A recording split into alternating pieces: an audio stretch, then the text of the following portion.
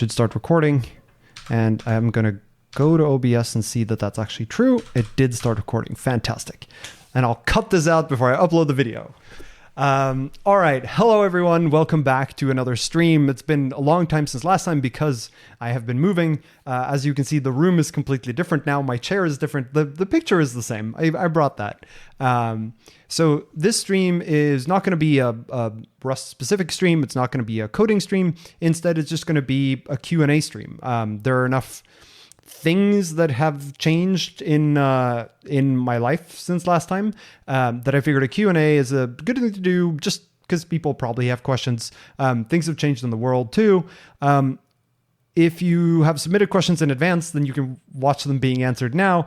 You can also ask questions if you're watching this live. You can ask questions during the stream.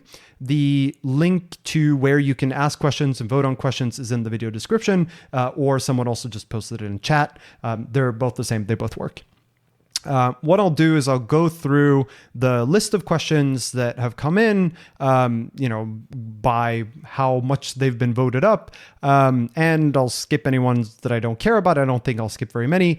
And I'll just go down the list and we'll see how far we get. There are a lot of questions, so, this is a good place to start. Okay, question number one. First question in Norway, first question on a stream in Norway. How did you find your new position, or did they find you?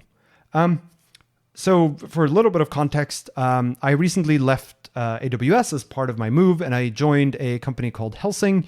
And that move, there's all sorts of things buried in that move. But in terms of the specific questions of how I find my new position, what happened was when I decided that I was probably going to be leaving AWS, I posted to Twitter, to Mastodon, and to LinkedIn saying, I'm likely going to be leaving my position at AWS. I am moving to Norway. I am looking for work. Here are the sort of, not criteria, but rather here's what I know. Here's what I'm good at. Here's what I'm looking for. And I'm in a slightly privileged position here, right? Because normally when you apply to jobs, you can't really just state your requirements. In my case, I had the luxury of being able to do that, which was really nice. And so I said things like, I don't want to work on anything that's Bitcoin related, for example, which is just, that's my preference here. And these are industries I might be interested in.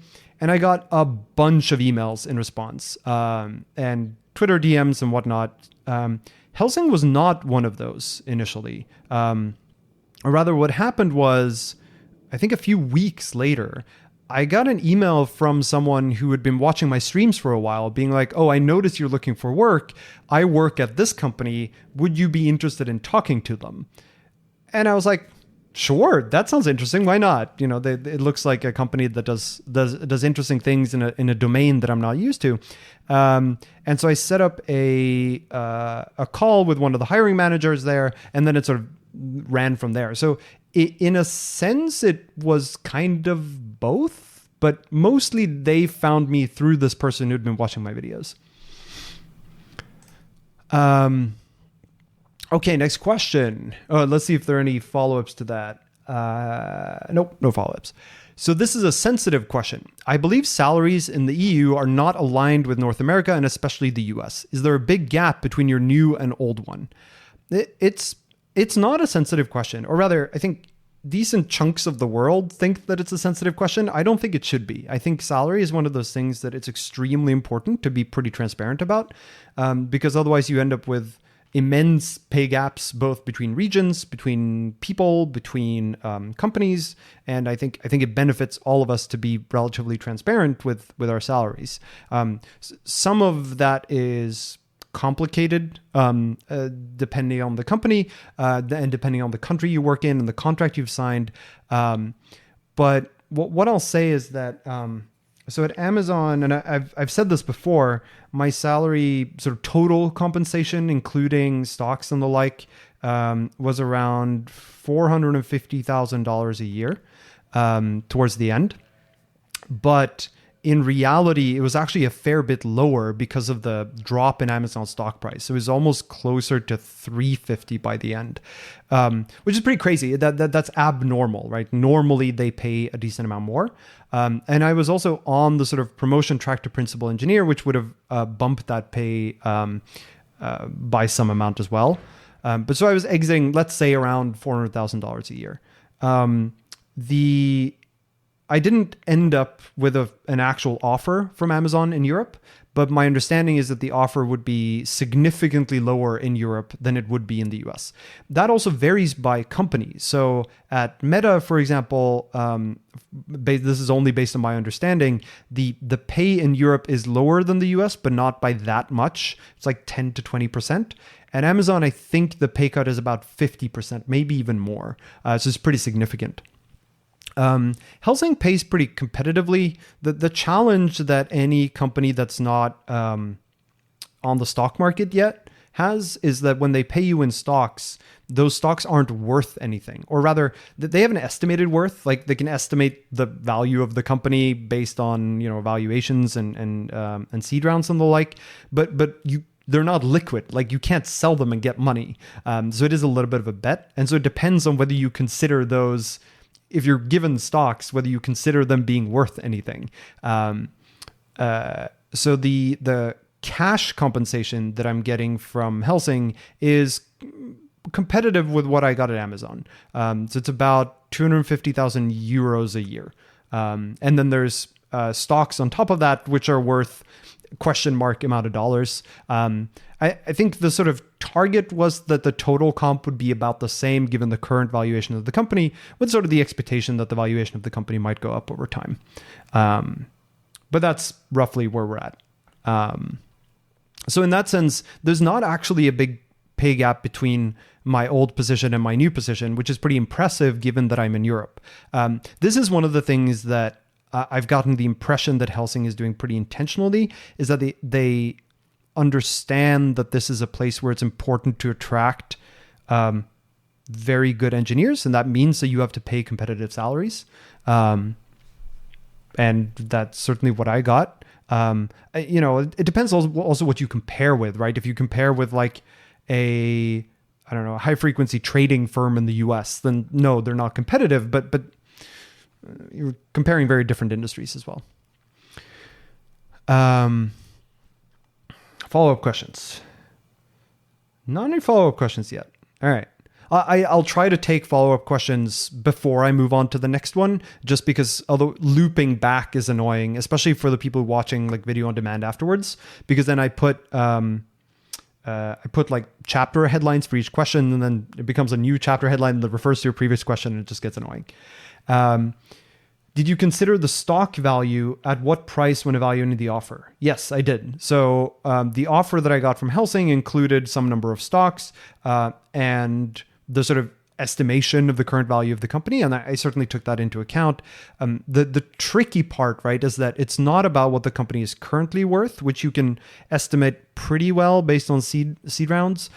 You have to guess what they're going to be worth by the time the stocks are liquid. And that's much harder. You can sort of guess based on the growth of the company and what kind of contracts they're landing and stuff, but it's a gamble. But I did take that into account, yes. When you ask questions, please ask them in that special Q&A link that's in chat and in the video description. Next question. What's your take on the whole Rust Foundation conundrum? Okay. I knew this question was going to come. Arguably, I should have prepared better for it, but here's the deal. This is the debate around the Rust Foundation and the Rust trademark policy. So my take here is that the Rust community wants to have their cake and eat it too. The Rust community both wants the foundation to be fully transparent about everything it does and sort of show all of their work the entirety of the way and include the community every step of the process. But at the same time, they expect everything that comes out of the foundation to be perfect the first time around. Or rather, if it's not perfect, if there's anything at all wrong, then the amount of, not scrutiny, because scrutiny is not problematic, but the amount of criticism is immense. And that's unfortunate. Because you end up in a position where the foundation can't win. The foundation can't, like, either way they go, they're going to get severely criticized. And that is going to demoralize any effort that goes into it and everyone who's involved in that process. And I think the community is doing itself a disservice here. I think it is very important as a community that we are diligent about making sure that what the foundation does is aligned with what we believe that Rust as a community needs and should have in the direction that we should go. But at the same time, we should also recognize that it takes work and like actual people being paid work hours and insight and iteration to get to something that's really good. And that means you're going to see things that aren't perfect from the beginning. That all said, I do think that the way that this rolled out from the foundation of the communication around it could have been better to avoid the kind of, I don't know, misreading is maybe wrong, but that the misunderstanding that happened, if you will. I think the communication there could have been better, but ultimately, I think this is actually a problem with how the community looks at the foundation and thinks of the foundation. I see someone is gaming the system, so I'm going to hide their question. Okay, follow-up questions on the Rust Foundation.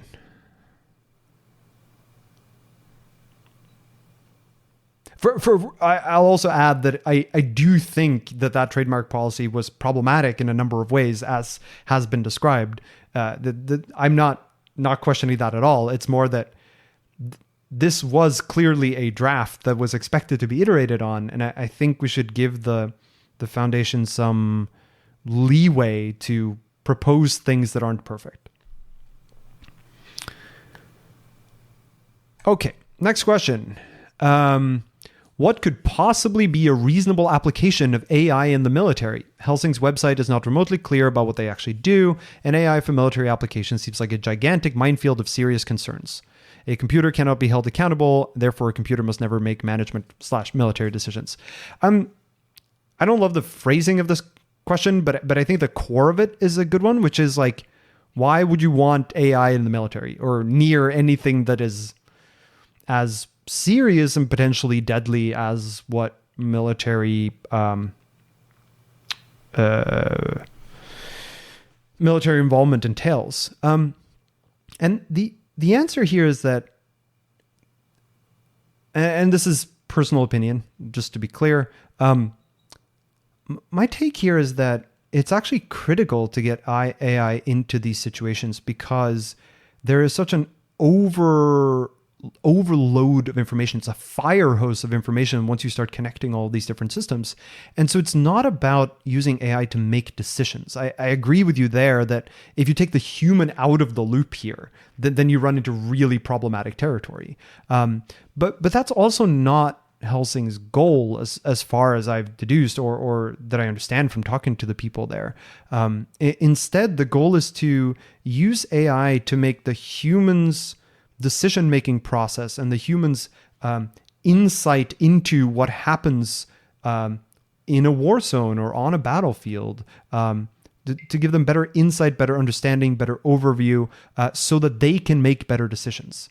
And there, I think it is hugely valuable because there's a limit to how we as humans can like scale up our information processing capabilities. We need a hierarchy of information, right? We need things to be summarized at different levels and be brought up to us in a way, in a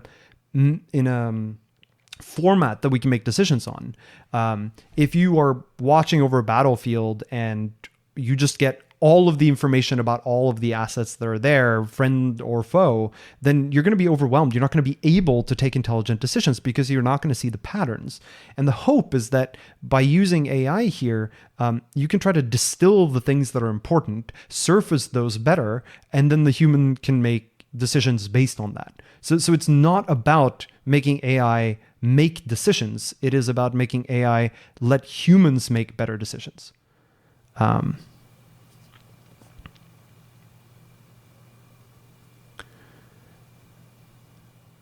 Okay. Follow-up questions. There is no best choice. There is no best choice. I don't know what that's in reference to, but I actually think that it's true that there's no right choice very often in any conflict, really, but certainly in war. But I do think that there are better and worse decisions. And the goal here is to allow the humans to make better decisions. And I don't think we want AI to be making decisions. There might be some exceptions, right? There might be cases where it's not tenable for a human to make decision because, I don't know, you get I can't think of an example off the top of my head, but I know that there are some. But the goal shouldn't be to have the AI make decisions.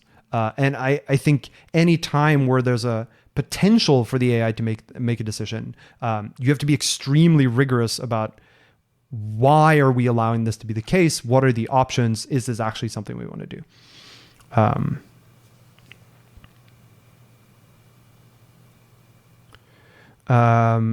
I'm worried it's one step away from making AI make decisions. I mean, that's true, kind of. Right, so there's a big difference to whether you're using AI for information gathering and summarization than if you're using AI to send decisions down. Those are two very different pathways. And I don't think that having AI in one makes it easier to do AI in the other.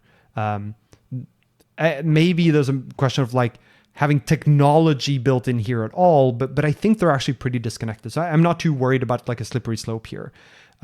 Lazy humans, though, is a problem. And this is something that I know Helsing is thinking pretty actively about as well, that you want to make sure that the systems that you build that surface information don't try to like make a suggested decision that the human then clicks OK on. You want to make sure that it's actually a human in the loop, that the human in a loop is not just a yes button clicker. And that goes through the entire process, right? That depends on how you design your UIs. It's an entire UX issue.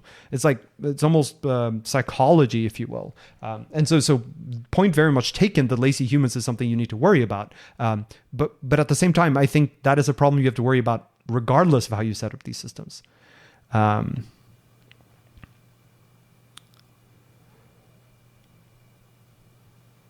I'm going to move on to the next question. Does the tech stack used for AI...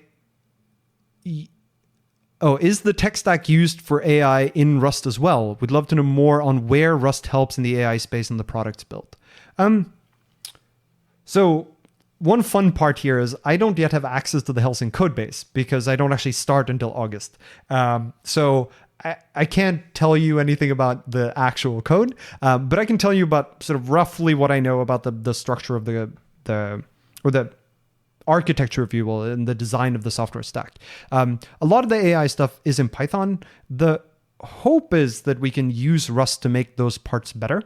And maybe over time, we end up like moving a lot of that to Rust, or at least what makes sense. At the same time, I don't think the goal should be Rust everywhere. I think, for example, when you have AI researchers working interactively on a problem, I don't think you want that to be in Rust. I think you want the higher turnaround, the shorter, build, debug, run cycles for that, which Python gives you. And then maybe you want to translate the things that are actually going to go into production into Rust.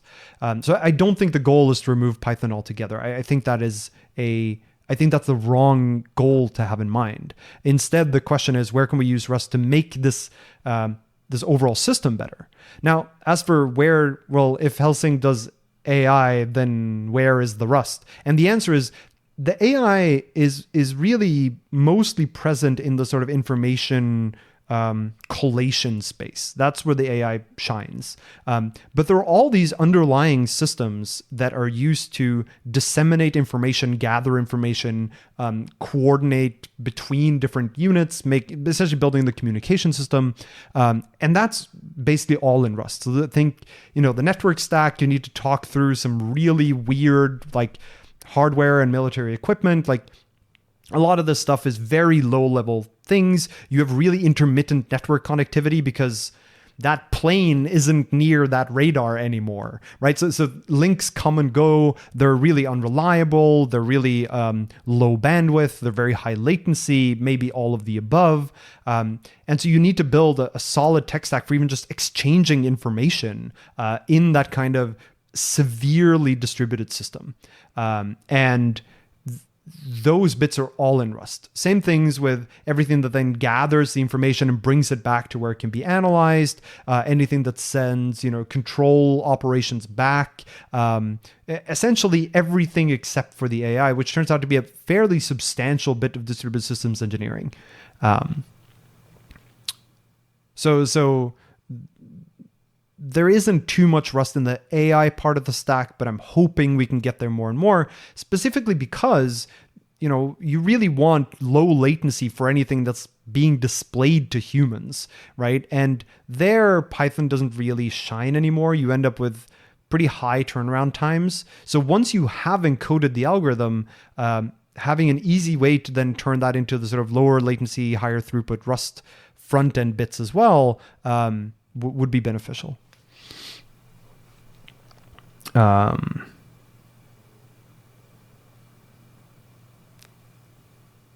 Does Rust make sense here? ML nowadays is mostly glue, and I don't think Rust can be Python at that. Yeah, so that's sort of the discussion, right? Which is, I think you're right that for the glue code, Python is pretty great for anything that's changing rapidly, like for anything that's, AI researchers, anything that is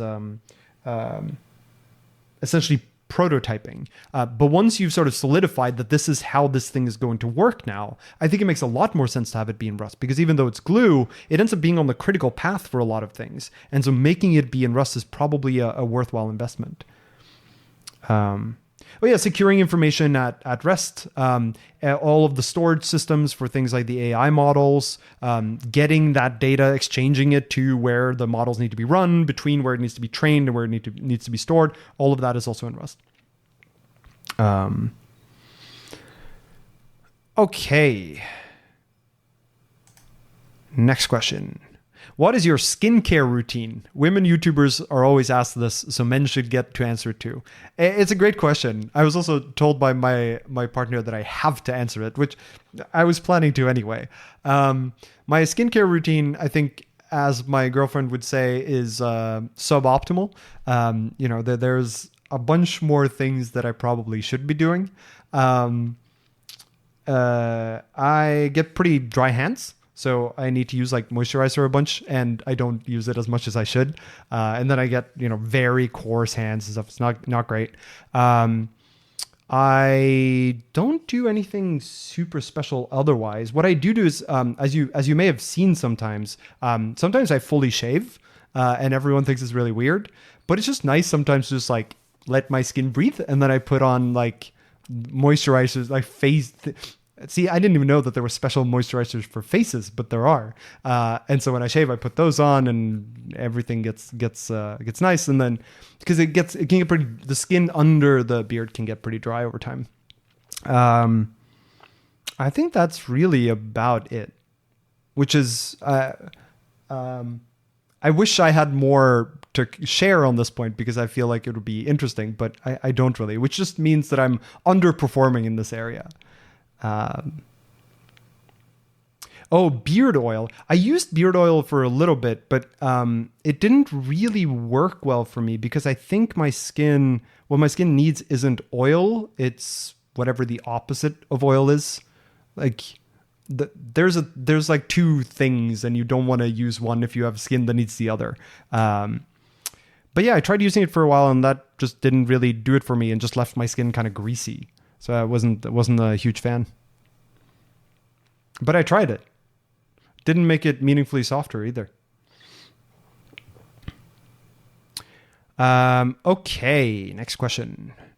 Did your notoriety make interviewing a breeze? Did the size of the company have an impact on that? I'm thinking big companies are more rigid. So it really varies by company. And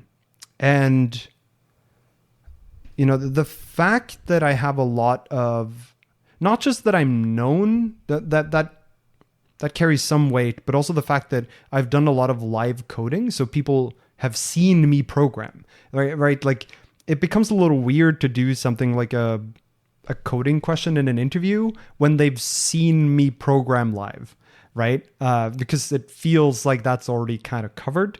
But that said, some companies are a lot more rigid than others. And it's actually not clear that it directly correlates with the size of the company. I had some decently large companies for whom the interview process for me was different. That didn't mean I got to skip a lot of steps. It just meant that I went in a slightly different bucket where I talked to different people and about different kinds of things. And maybe that's more that ended up being maybe a more senior hiring path or something. That's hard for me to gauge from the outside. In terms of the smaller companies, some of them were just like, we want to hire you. That there was no interviewing really, except they reached out and were like, we want to hire you. And that's nice. But at the same time, I do think it's worthwhile to interview people, because even if you just have like one conversation with them, I guess if your company is like 2 people, then sure, it doesn't matter. But if you're like 20 people, it's worth talking to them a little bit more to get a bit more of an insight into what they're like as a person. Because, when you see me on stream, I think that's pretty close to how I behave normally, but that's different to if you're having a direct conversation with me. Like the streams aren't back and forth. They're sort of thought streams or dumps from my brain. And that's not normally how you would interact with a coworker. So I do think it's worthwhile having some of those interview conversations.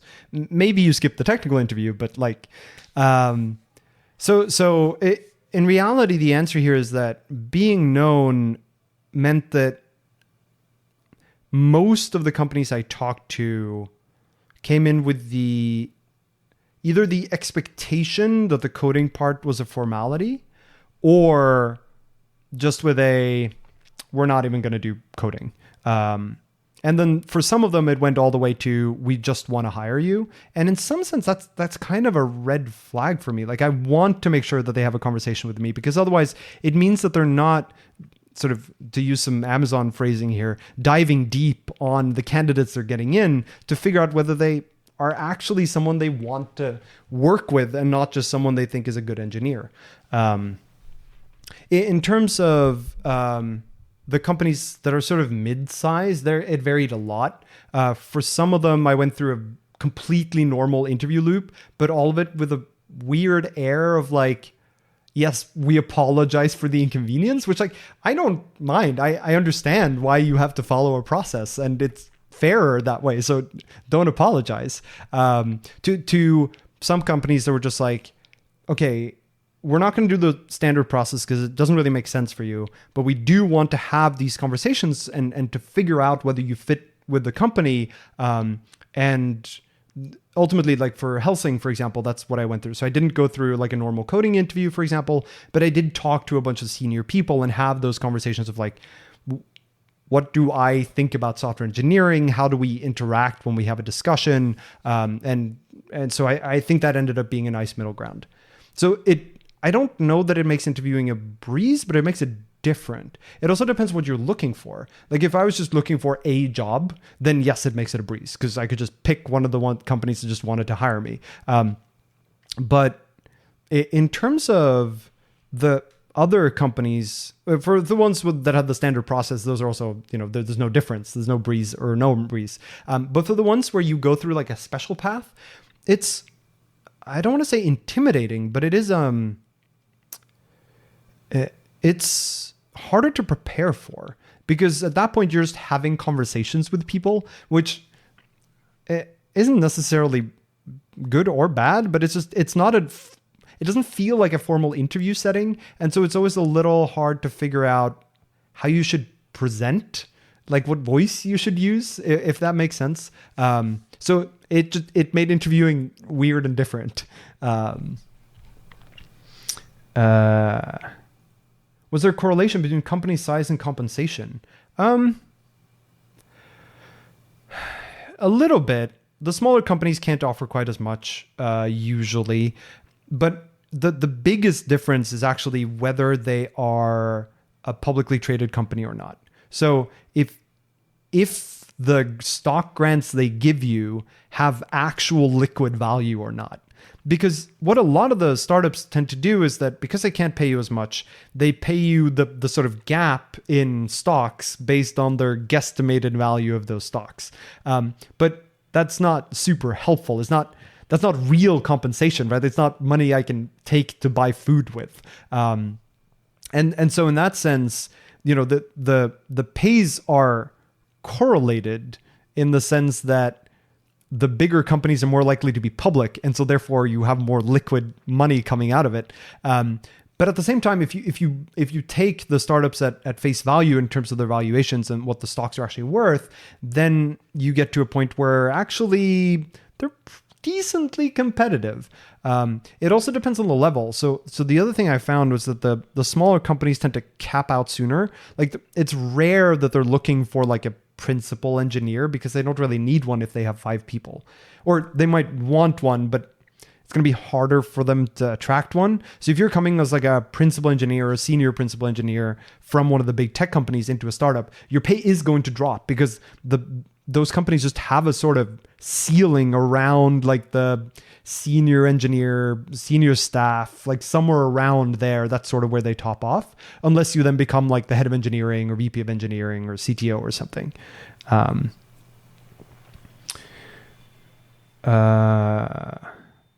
there are some very well-funded startups. That's also true. And some of them, the other thing that's interesting is some companies pay because of the industry they're on or the reputation they have. So if they have a worse reputation or they're in a more controversial industry, then they pay more because they have to in order to attract candidates.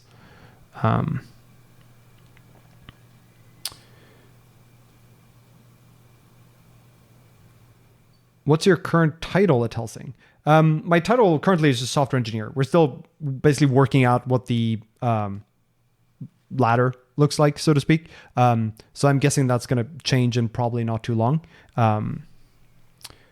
For anyone who's asking questions, please ask them in the question page. So there's one in the video description, and someone can please post it in the chat as well, where you can go and ask questions, vote on questions. Use that instead because the chat disappears so quickly. Thank you. Wow, that's a lot of copies of the same thing. Yeah, and then there are a lot of like Bitcoin Web3 companies that try to pay you in crypto, and I'm just not interested in that. I don't believe it has value. Okay, next question. Does the lack of sun in Northern Europe affect your mood compared to LA? Yes, but positively.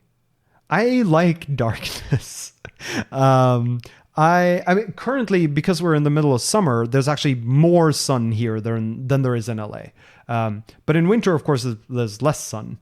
But like now, the sun only turned, I want to say a month ago or something. So we've had like the sun sets at like 1, 2 a.m. and then gets up at like 5 or 6. Like it's a lot of sun. But then in winter, of course, you have in Oslo, 5 hours of sun? 4, 5? No, I think about 5 hours of sunlight. So, the difference is pretty stark. And I like the variation, and generally I like darkness. So I like the winter a lot. And I don't really miss LA in any way, really, but especially when it comes to the sun. My big problem with LA was not the amount of hours of sun, but the fact that the sun is so strong. Like going outside when it's really sunny, you just like, you burn, you feel very hot. It's just not very nice. So generally the lack of sun in Northern Europe makes me happy, but also there's not currently a lack of sun in Northern Europe. Yeah, I love the seasons in Norway too. Okay, new question. Is a PhD worth considering if you don't imagine remaining in academia after getting the PhD? I get this question fairly frequently, and the question, as with so many things that have to do with a PhD, is it depends. A PhD, like the document that you get, the certification, I don't think matters, especially if you're not going to remain in academia. And if you're going to remain in academia, then it's sort of a necessity. But outside of academia, the PhD like title is, very few companies know what to do with it. It doesn't qualify you for any positions. It doesn't really change your pay. It's just sort of there.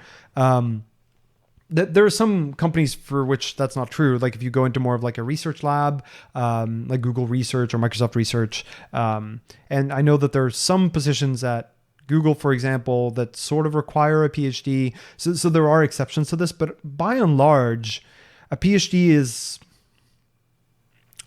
excessive as far as the title goes. That said, the value that I got out of my PhD was not the title.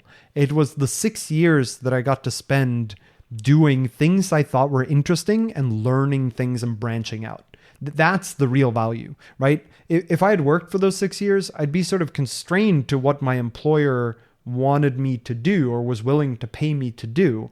And maybe I do some personal development on the side there, but during the PhD, I had a lot of autonomy over, which directions I wanted to pursue. That's how I got into Rust. That's how I got into Tokyo. That's how I got into distributed systems, built Noria, got into a lot of the low-level concurrency stuff. Like so much of the things how I started streaming, how I had time to write the book, right? So much of that came out of being in a PhD program.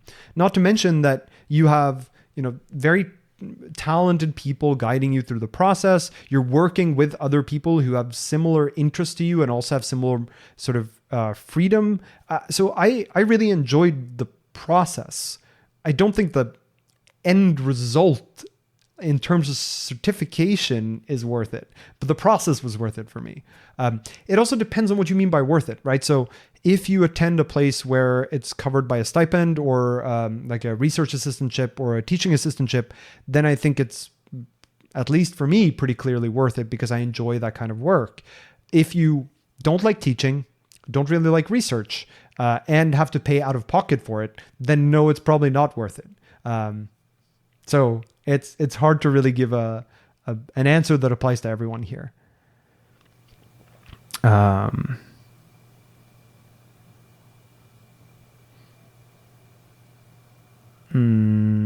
Is a master's better in that sense? That depends on what country you take your master's in.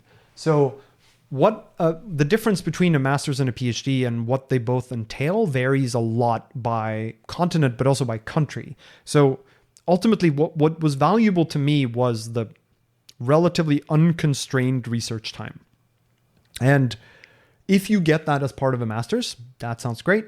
That may be fewer years where you get to do that, but that might be a worthwhile trade-off for you. But for example, there are master's programs that are maybe 3 or 4 years, but you have to take classes the whole time. So you lose a lot of that ability to budget or spend your time as you wish. There's also the opportunity cost. Like there's a very real opportunity cost. Even if you don't have to pay out of pocket, then you're also not earning a programmer's salary during that time, right? Which is a pretty severe cost. And so worth it is very hard to answer. It's not the destination, it's the journey. Yeah, exactly right. What's your PhD in? My PhD is in distributed systems. And databases, I guess. Okay. Next question. What is your partner's opinion of Norway?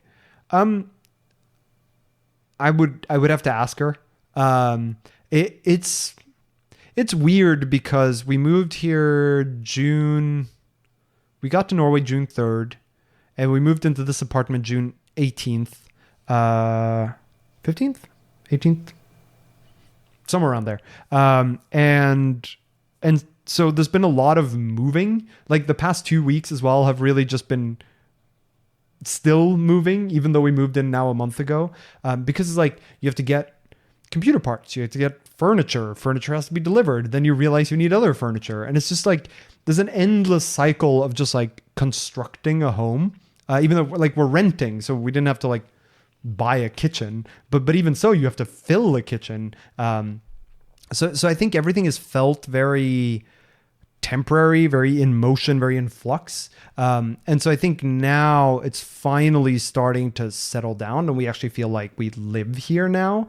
And so I think her opinion is very colored by that, by the fact that we don't really have that we haven't really gotten to experience it the way that it will be when we live here.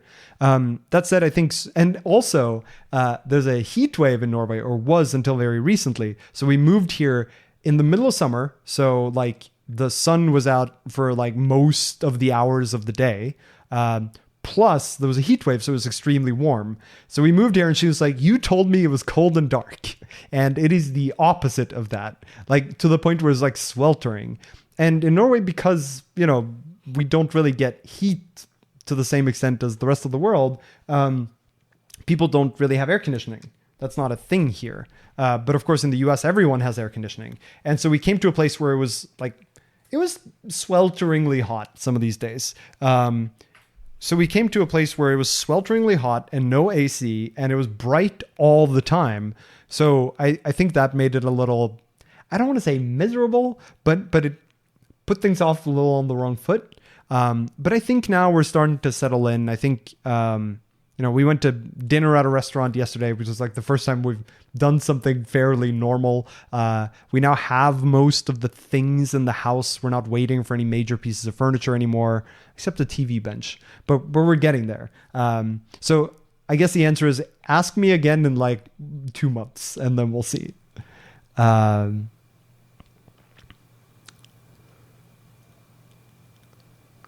Let's see.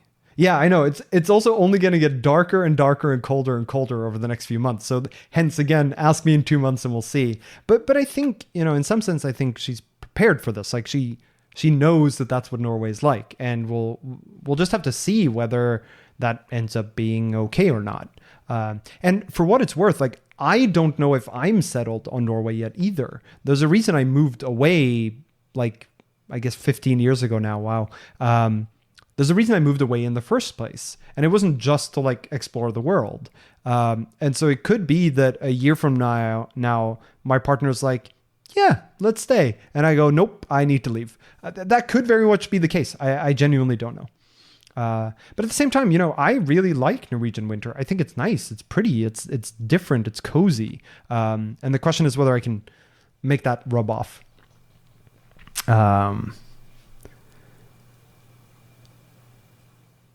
Okay.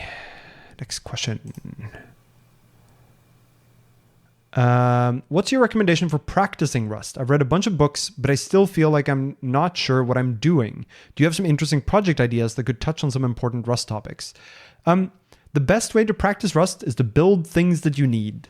And I think I've stated this a bunch of times, but like there's just no substitute for just building things, like building real things. And if you're going to be building real things, build things that you use or build things that you need. So either find a program or tool that you're already using and you want to make better and start contributing to it, or ideally start fixing, bugs you found in it, features you want in it, or if there's some tool that you feel like is missing, then go build that and do it in Rust. That's by far the best way to get experience is to do that hands-on and to be driven by something you're interested in.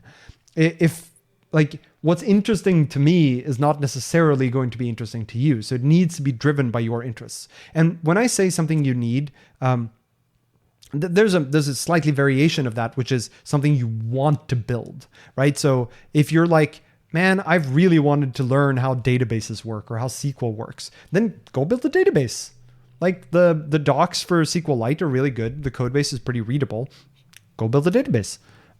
It might not be something that you're going to use for anything, but it'll be really interesting. And as long as you feel as though you're learning something, you feel like it's interesting, you feel like you're driven to do more about it, then that's great. That's also learning.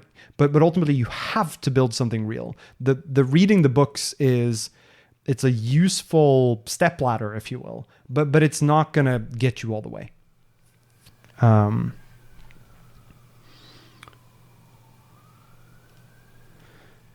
Okay.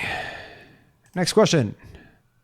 AI relies a lot on GPUs. What is your take on Rust for GPUs, ignoring all the web GPU stuff that focuses more on shaders and graphics? Should the Rustline team work on proper hardware accelerator support at the language level? I don't have too much to say on this topic yet. I haven't done a lot of Rust GPU programming. I've done some GPU programming in C++, and it was kind of fine. I wrote some OpenCL code, and I think it is nice when the language you use for programming the GPU is similar to the language that you use otherwise. And I think Rust could mimic that. I don't know that you want just like GPU hardware acceleration for the language. That feels like something that might actually be hard to pull off and have it not be full of leaky abstractions. I think what we might want is like a GPU version of the Rust language that then gets compiled to GPUs. That said, it might be that you can totally do this through just library APIs and make that be pretty nice, but I don't know. I don't have a great answer for this. But I think there's a space for, although it is a lot of work, a space for a sort of Rust-like language that targets OpenCL and CUDA. I think that would be pretty neat. And it might already exist.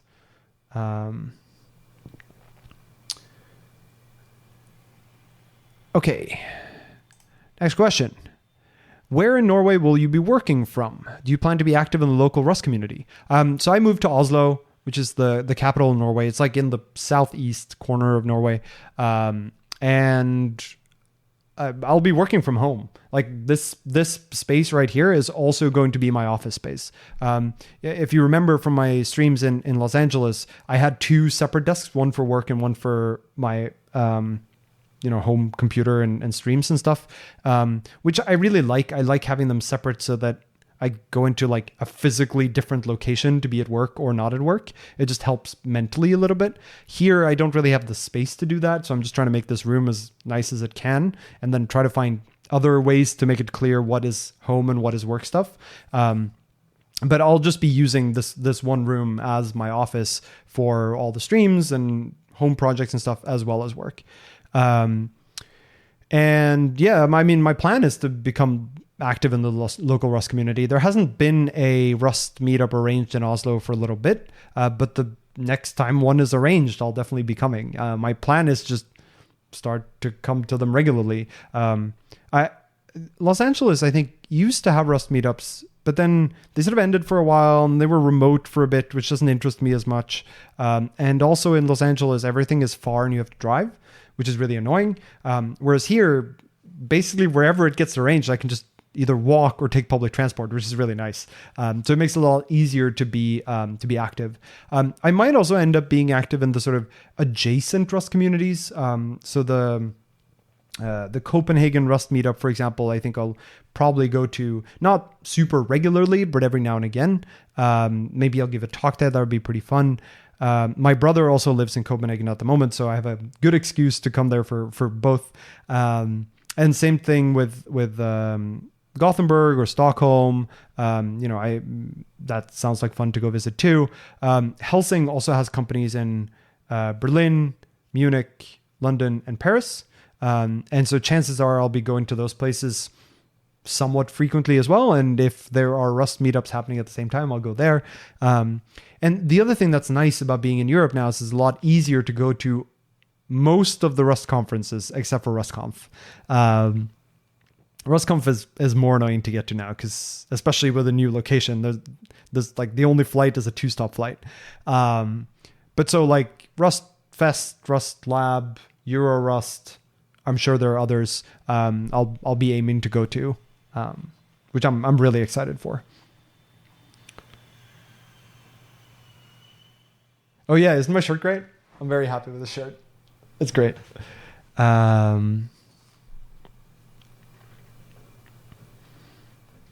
Follow-up question to the office. What chair is that? Oh, this chair. What's it called? It's called like the... It is called the Arazi Vernaza. Very, very fancy name. It's pretty comfy. I kind of like it. It is this. I put it in chat. How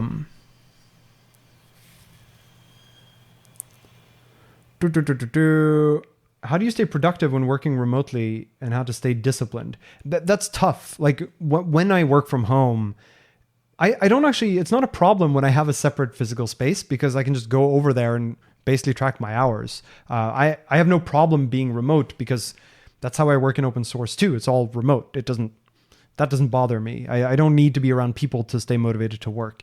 I also, try to choose jobs, and this is also a privilege, but like I choose jobs where I enjoy what I do. And so staying motivated is usually not that hard because I'm working on interesting problems. Quite to the contrary, I need to make sure I don't work too much because the problems are so interesting. But I am interested in seeing what it's going to be like now where my home space and my workspace are one and the same.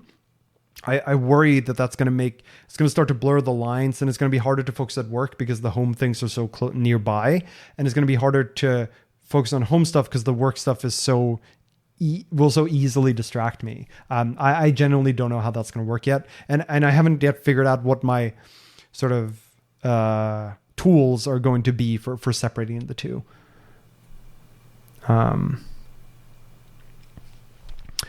Okay.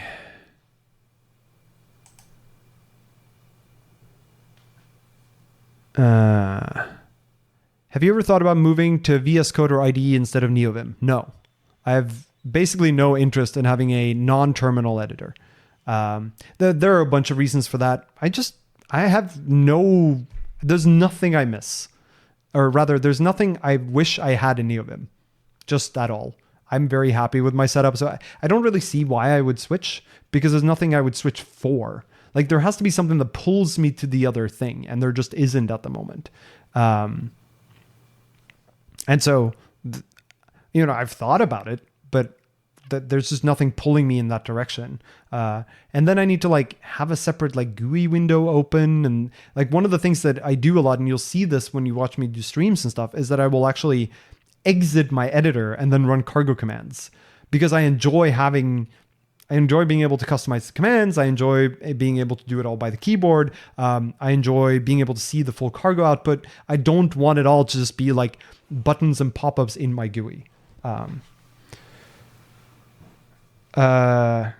Helix 2 seems like an interesting enough editor, but at the same time, I don't really feel like I have anything missing from NeoVim at the moment. And that might change, I did switch from Vim to NeoVim. And there could be some day in the future where Helix is good enough that I want to switch, but at the moment, not really. Have you tried Copilot in VS Code? No, I haven't tried Copilot anywhere because I don't really want AI to write code for me. Maybe that's just me being old and grumpy and old school, and that I'm going to eventually get to a point where I see it being useful. But at the moment, at least, that's not really a pull for me either. My bottleneck is not my writing speed. And I recognize that Copilot can help you things like not have to look up API docs and such. And point well taken, but it's not compelling to me at the moment. And no, I haven't tried Helix. I really like Vim key bindings. And so anytime I try a new editor, my experience is, but the key bindings don't quite work like in Vim. And that makes me sad.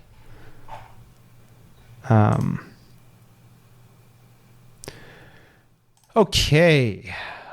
Since you're going to be working for a company in the defense sector, were you able to find out if the company is not involved in evil projects, for example, Palantir? If yes, then how?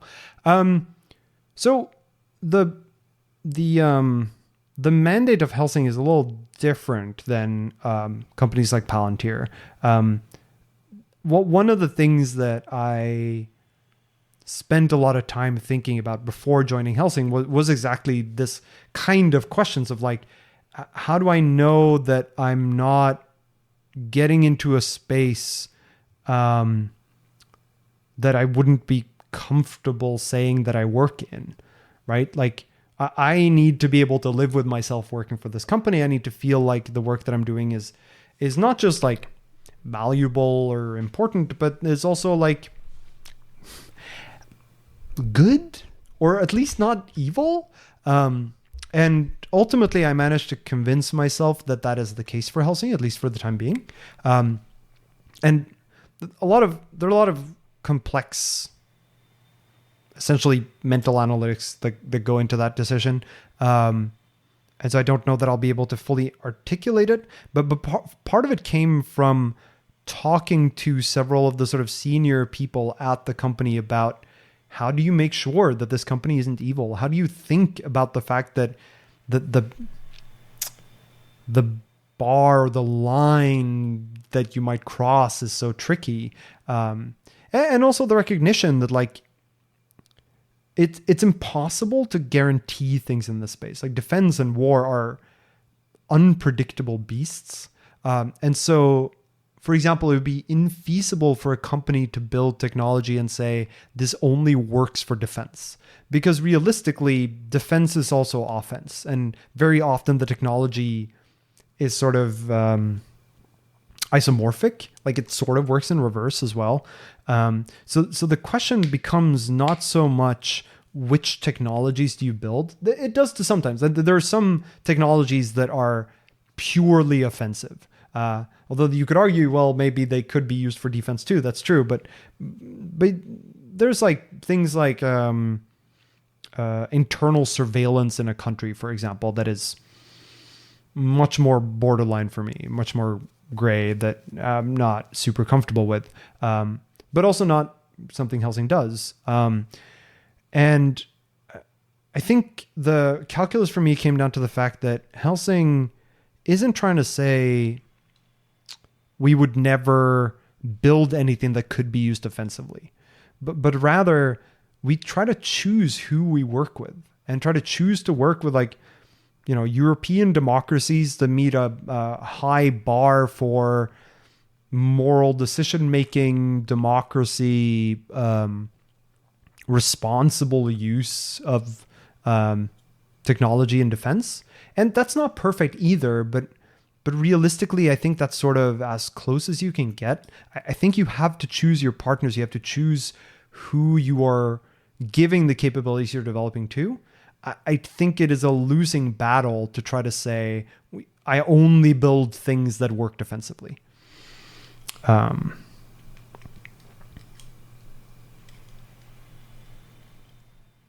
link to Helsing is helsing.ai.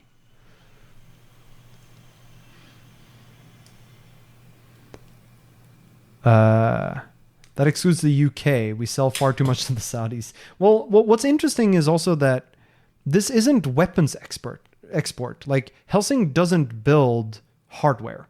They build software. And so if Helsing builds something for the UK military, for example, it's not something that the military can then sell on to another country. At least not, that's not really how it works. I don't have the insight into the company for like how lending equipment and such works. For example, I can't really speak to that. But the goal here is very much to try to choose responsible partners.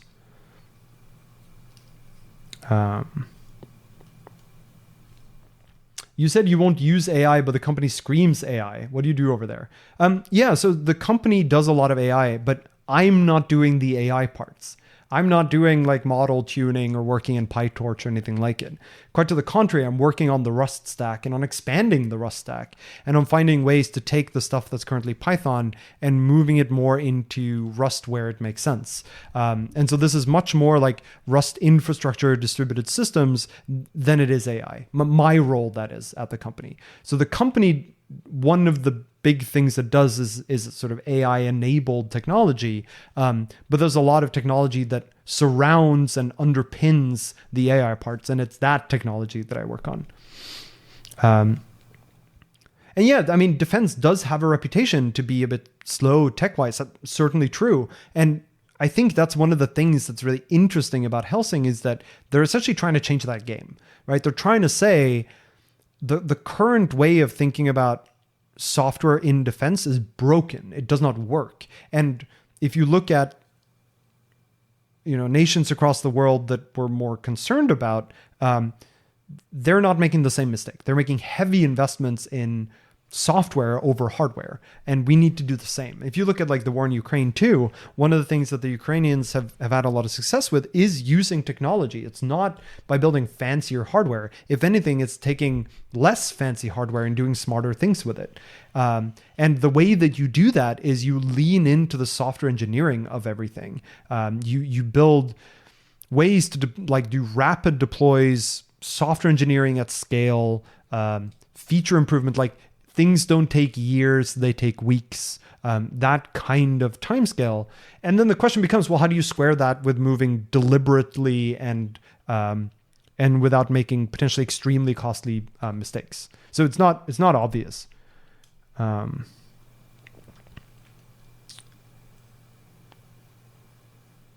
Okay, next question. Again, if you have questions in chat, please put them in the Q&A page, because chat disappears so quickly and it's hard to it's hard to keep up with it on the side. So post it there, and then other people can vote on the questions too. If you are in here and you're just curious about questions, go to that Q&A page and scroll to the bottom and look for new questions people have asked that you think are also interesting and vote them up. So that way we actually get questions bubbling to the top that are interesting, that are not just the ones that have been there the longest. So scroll down the page a little bit and look for questions that you might want to vote for. How are your cats? The cats are good. The cats have been on quite the journey. I mean, we brought them with us from Los Angeles to here. And so the first part of that was making sure that they had all the paperwork they needed, which was a whole logistics nightmare of bureaucracy everywhere. And the only thing they really needed was a rabies vaccine, which they've already had, but we needed another one to make sure the paperwork was right. But then there was just so much paperwork that needs to be signed and countersigned and be brought in, sent in the mail. And it has to be physically embossed pieces of paper that you have to bring with you. And it's a whole thing. And then, we gave them some sedatives before the flight, and then we put them each in their own little soft cage. We brought them on the plane in the cabin, and then they go under the seat in front of us. So they were in the cabin with us. And it worked pretty well. They were a bit restless in the days leading up to the move because we were just packing everything down. So the house was just, there was no furniture. Everything was just disappearing around them, which freaked them out. And then we brought them to the airport, and that was pretty stressful because there's lots of people, lots of sounds, lots of smells. But then the sort of sedatives were starting to work. And so they sort of managed that decently well. And we covered their little carriers and blankets to pad the sound and give them some darkness and feel like they were in a safe space. And then, the flight is very long. The flight was 12 hours from LAX to Copenhagen. And then we had 2 hours in Copenhagen, a stop, a layover. And then we had a 50-minute flight from Copenhagen to Oslo. And I think that Copenhagen to Oslo flight was actually the worst one, because by then the sedatives had worn off. So the cats were pretty unhappy. And we were really tired, and that plane wasn't as nice, right? The long distance planes are generally, or the long haul flights are better than the short haul flights. And so that was just a lot. That last flight was pretty rough. But we got them all the way through and without any incident. We had a lot of pee pads in their little carriers and stuff. They didn't need those. They didn't really eat or drink because they were nervous, but also sleepy. So they just sort of lay in there, and we would, pet them and soothe them whenever they woke up and got worried about where they were and what was going on. And then when we got to Oslo, we then have to take them on a train from the airport and into the city, and then a car from where we got to the house. So we were staying at my dad's old place just while we were waiting for the apartment. And so then they got brought to this completely new house and let out there. And then, they had to explore that space. And over the next 2 weeks, they got used to his house. But then we had to pick them up and move them again to here. And this was just an empty apartment. So now everything was stressful again. But now finally they're starting to settle up. They've found their little spaces. They've started playing again, which is the thing that they hadn't really done since a few weeks before we moved from LA because they'd been so stressed. So now they're finally in like a playing mood again. They're starting to get cuddly again. So they're getting better. They're like picking their favorite windowsills to sit on. Currently none of them are in here. I'm trying to get them to make my office their base, but we'll see whether I succeed. Let's see. Oh, shows the cats. Miso, do you want to come here? Chai. No, I think they're sleeping. It's the sleeping time of the day. They sleep until usually around like 8:30, and then they want to play and eat. So they're currently all sleepy. Yeah, Chai is called Chai because her coloring looks like milk in black tea. And Miso is named Miso because, I don't know, I like miso. But also because she's like white, yellow, and black. I don't think you can get black miso, but you can get white miso and yellow miso. So that's close enough. It's also just a cute name. Let's see. How do you navigate the stress of relocating and interviewing at the same time? That was pretty rough. Not gonna lie. Especially because the interviewing was happening like the same week that all the packing was happening. And we were packing everything down into boxes, but also we couldn't pack everything because I needed things for interviewing, like my computer setup and stuff. And so progressively my interviews were done with worse and worse hardware all the way down to like the laptop on my lap. And so that was stressful. And I think it was stressful for my partner as well, because, it meant that I wasn't around to help with as much of the logistics and packing because I had to be, emailing people and looking at doing interviews and following up on LinkedIn requests and whatnot. So that was a lot of time, which was unfortunate. Like I wish, in some sense, I wish I'd started that earlier. The reason I didn't start it earlier was because it didn't really work with my departure from AWS, which I didn't know that I was leaving until a little bit later. So it was hard. Oh, miso paste can be dark or black. It's true. Yeah, miso's great. Okay, next question. What is your daily routine? Let's see. So my daily routine is about this. I'm expecting it to be about the same here eventually as it was in LA, which is I usually get up around like 8:30. And then I aim to start work around 9-ish. I'm normally more of an evening person, but for whatever reason, I've started waking up earlier and I don't love it. Maybe I'll shift my whole day. There's this thing called it's a Danish thing, the Bee People Society. Yeah, the Bee Society. Right, so here, let me send you this. It's great. So there are A people and B people. A-type people get up early, B-type people get up late. And I'm definitely a B-type person. But the whole observation from the society is that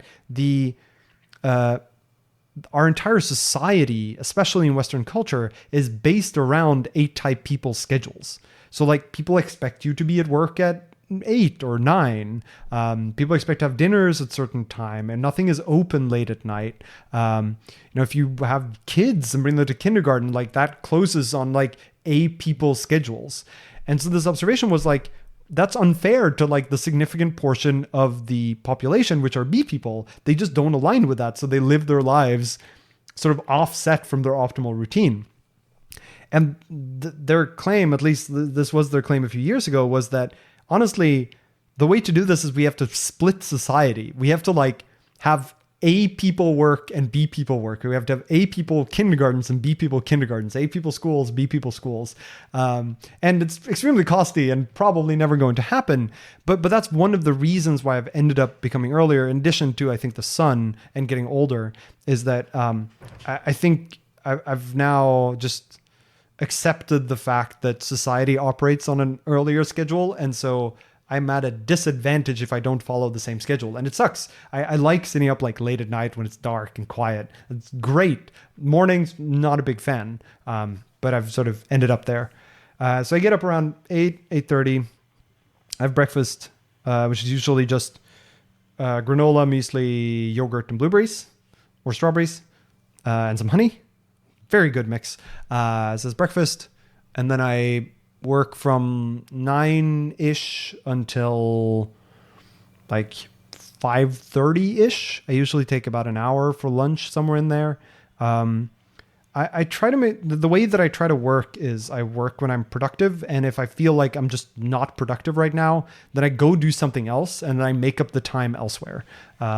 Because there's just no point in me sitting at a desk not being productive. That doesn't help anyone. It doesn't help the company I work for. Arguably, I shouldn't even need to make up that time, but that depends on the company, how forgiving they are with that. I don't know how Helsing is here yet, but I'm certainly of the opinion that requiring people to sit at their desk if they're at that time not productive, as long as they're generally getting their work done, is probably counterproductive. And so I try to identify when I'm sitting there and just slogging through, and at that point take a break and do something else, go play with the cats, go outside, touch grass. So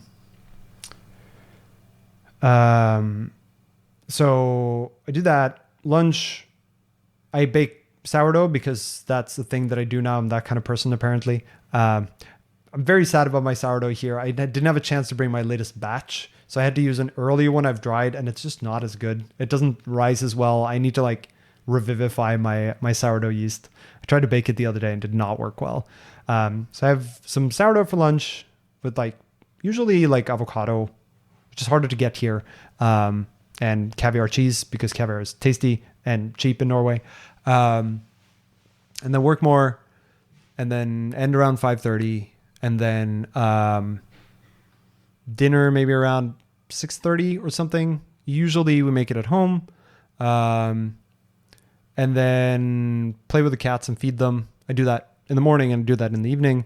And, then whatever I want to do in the evening, really. Watch TV, open source stuff. And then usually on weekends, that's sort of what I consider my free time. But of course, or do streams is other things I do in the evenings. And then during the weekends, I do things that I want to do. Which often includes just doing things with my partner, open source stuff, my personal email, which just takes a bunch of time. So much time just goes to open source things, things that I've given my time away to. And then Monday is back to work again. Well, one of the things that I really liked about my position at AWS, and I think I'll probably end up doing something similar at Helsing, is to have my educational Rust streams be essentially a part of my work. So I would take, a Friday every few weeks to do, or half a Friday or something, to do a Crust of Rust stream or some other Rust stream. And that would just be, it wouldn't be on behalf of Amazon. Amazon wasn't sponsoring them. There was no Amazon branding or anything that didn't have any say, but it was more I was allowed to take personal time to do the streams during work hours kind of arrangement. And that worked really well. And I, after having spoken to a bunch of the people at Helsing, I think I'll be able to do something similar there after a little bit of time. I just need to get oriented a little bit first, and some contract things need to be figured out. But that really helps with the daily routine, because if I can't do streams on work time, it means I have to do them on weekends, which then steals away basically a day of my weekend whenever I do them, which isn't ideal. And especially for the longer streams, if I do a 7-hour stream, that's my Saturday gone, right?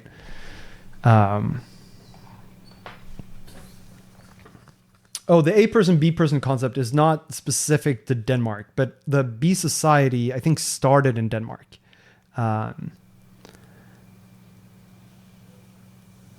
Let's see. Okay. Next question. Can you talk a bit about the state of the Amazon build system and Rust? What kind of impact on its usage at the company did you feel you personally had?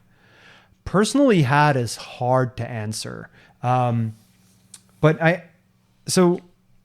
Amazon has this internal build system called Brazil. Think Buck, Basil. This is a similar kind of ordeal. It's a little different, but you get the idea. It's like an overarching larger build system. And then you write sort of integrations between that larger build system and how you want to build any given package. And then we have sort of standard integrations for many of the supported languages like Rust. And I built the integration between Brazil and Rust, or rather, one existed that was community built before I joined Amazon. And that one was pretty good. It was in a better state than many of the other language integrations. But one of the big things that I did was I rewrote that integration to be much more cargo centric. So it was focused on, you can just use cargo the way you're used to outside of the company, inside of the company. So when you were using Rust at Amazon with this new system, what you would write as your sort of build system rules is really just a CI script that just runs a bunch of cargo commands. And then there's a cargo subcommand called cargo Brazil that will then deal with anything that needs to go across the boundary to Brazil. Things like pulling dependencies from Brazil into your cargo build, or publishing things out of your cargo build into Brazil as sort of output artifacts, things like binaries, shared libraries, that sort of stuff. And so I built that integration. And I think by the time I left, it was about 50% of usage had moved.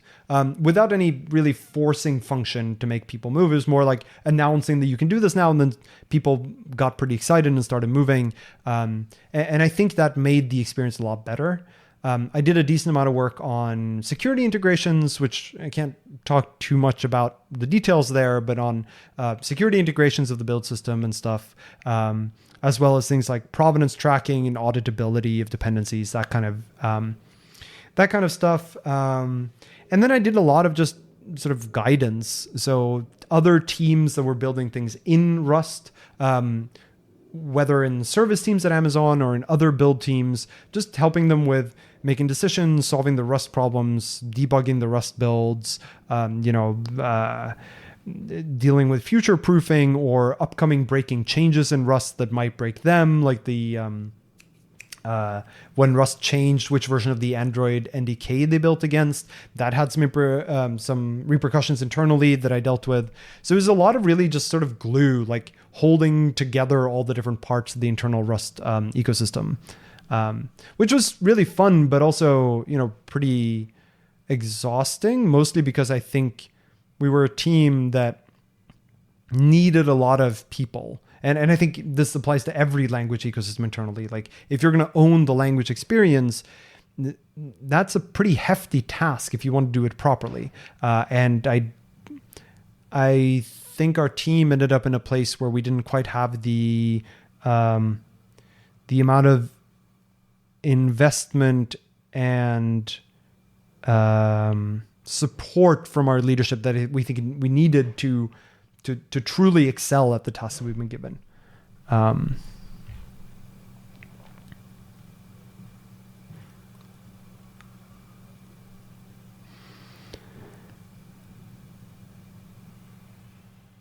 Oh yeah, the name Brazil comes from Brazil, the Amazon River going through Brazil.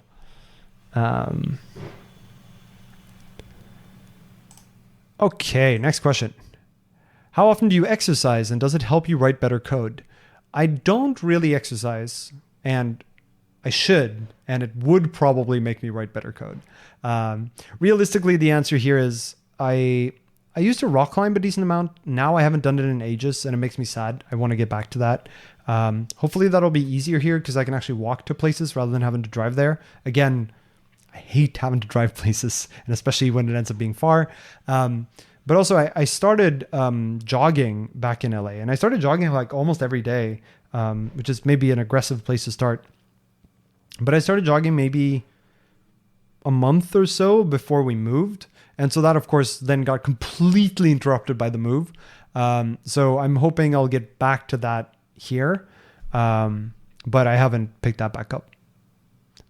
It does mean that like my body is pretty tight. So like I need to like stretch and stuff and get massages and things to like help with the fact that I sit a lot. And that's unfortunate. And, exercise is one of the things that helps with that as well. Okay. Next question. What's your take on the whole AI replacing engineers hype? And if you believe in it, do you think there are any areas in the software industry, apart from AI or ML, that might be insulated from it? I don't think AI is replacing engineers, at least not for quite some time. I think what AI does is it changes the way that you build software in some cases. In other cases, it changes the role of the engineer to being more of a debugger and guider than it is a programmer. At the same time, AI just isn't good enough yet to write code. One of the problems, and I've had this conversation with a bunch of people now, that at least my perception here is that the AI is really good at pretending to get things right. And it does really well in spaces where the delta between almost correct and correct is imperceptible to humans or close to it. The problem with engineering is that the delta between almost correct and correct is like a chasm. If you have an almost correct program, then it is wrong. And if it crashes, then that's great. But if it doesn't crash, you're in a really tricky spot. And I think that the problem we're going to run into, or the problem you run into when you try to use AI to, say, write Microsoft Word, is that it's just not capable of that level of systems design, writing that level of code that's all correct. Engineers aren't perfect either. That is totally true. But I think there's like an order of magnitude difference there somewhere. That's not to say that AI won't get there, but I'm not really seeing it replace engineers at the moment. And I think it'll take some time to get it there, because getting from 99% right to 100% right is pretty far. And that correctness, like there's just very little room for error. At the same time, it's a constrained domain. Like you have a compiler that can help you. More strict languages might help here, might let the AI like iterate by checking things and proposing something and it doesn't compile and trying again. But I think realistically, maybe over time, we'll see engineers move more into a debugging, guiding QA kind of role. But I'm not worried about that happening anytime particularly soon. But it's hard to say. It's an area to speculate in. I also think that there's going to be a need for engineers to do like the larger systems thinking for quite some time. Like I feel like a lot of the engineering I do is like gluing together different systems that have very little documentation. No one knows how they really work. And it's partially like figuring out how they work. It's pretty interactive. Like not quite reverse engineering, but there's a lot of like trial and error in a way where it's not as though they're just facts from elsewhere that get injected into the program and then it's ready. I think engineering that does work like that, like if you're doing web design, for example, there you might get into more trouble because the precision isn't quite as necessary there, as well as it's, I don't want to say formulaic, but it is more of the stuff that goes into the output. There are examples of elsewhere that the AI can have learned from, which is less the case in like low-level stuff interacting with hardware, that area.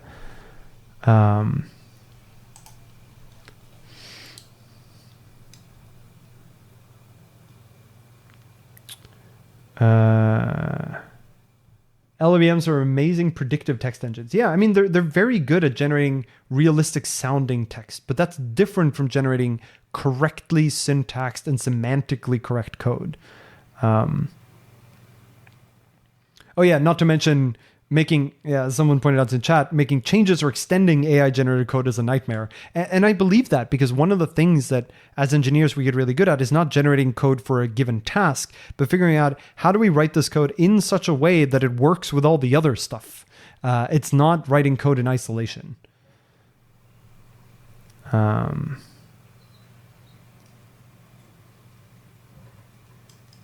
Let's see. Generating things like tests is a great use of current ML tools. I believe that. And that's partially because that space is fuzzy. It's not as though you're targeting something correct. You're targeting a bunch of different things where many things are a correct test. You might, like, realistically, there are almost an infinite number of tests, right?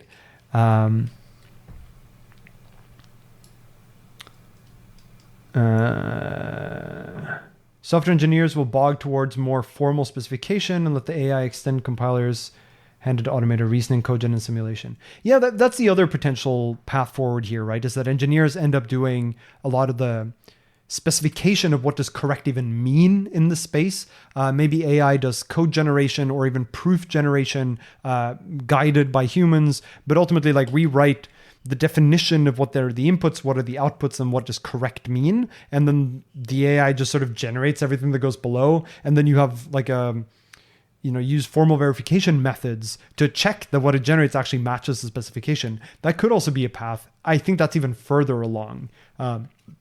Getting the AI to generate, both getting good enough proof assistance and getting the AI to generate reasonable proofs, and in such a way that even if it gets the proof almost right, you can get it to be right, and getting it to generate the code that matches the proofs. Like, I think that's a long, long journey. So again, not particularly worried about that.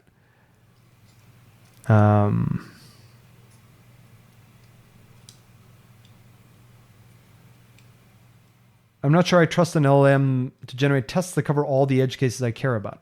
I don't think that's the right way to think about it. I don't think you want the LLM to generate all of your tests.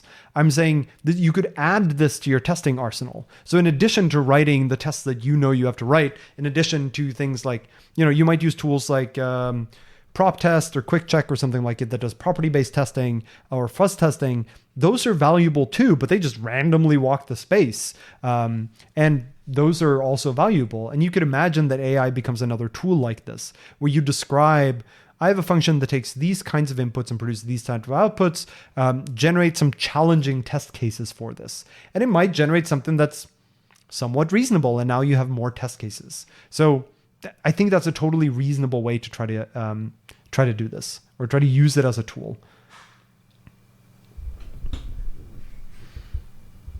Have you seen some of the recent developments with 1 billion token transformers? That would mean the AI could have exponentially more context than it currently lacks. One of the challenges is that the context here isn't context that's available at training time. It is context of the problem space that I'm giving it a prompt in, right? Like, the context is in the prompt. It's not in the training data. And that's where you run into challenges. Like, I need to tell it about all of the code in which I am trying to write this function, for example. We need to turn coding into math. I mean, that's what formal methods do.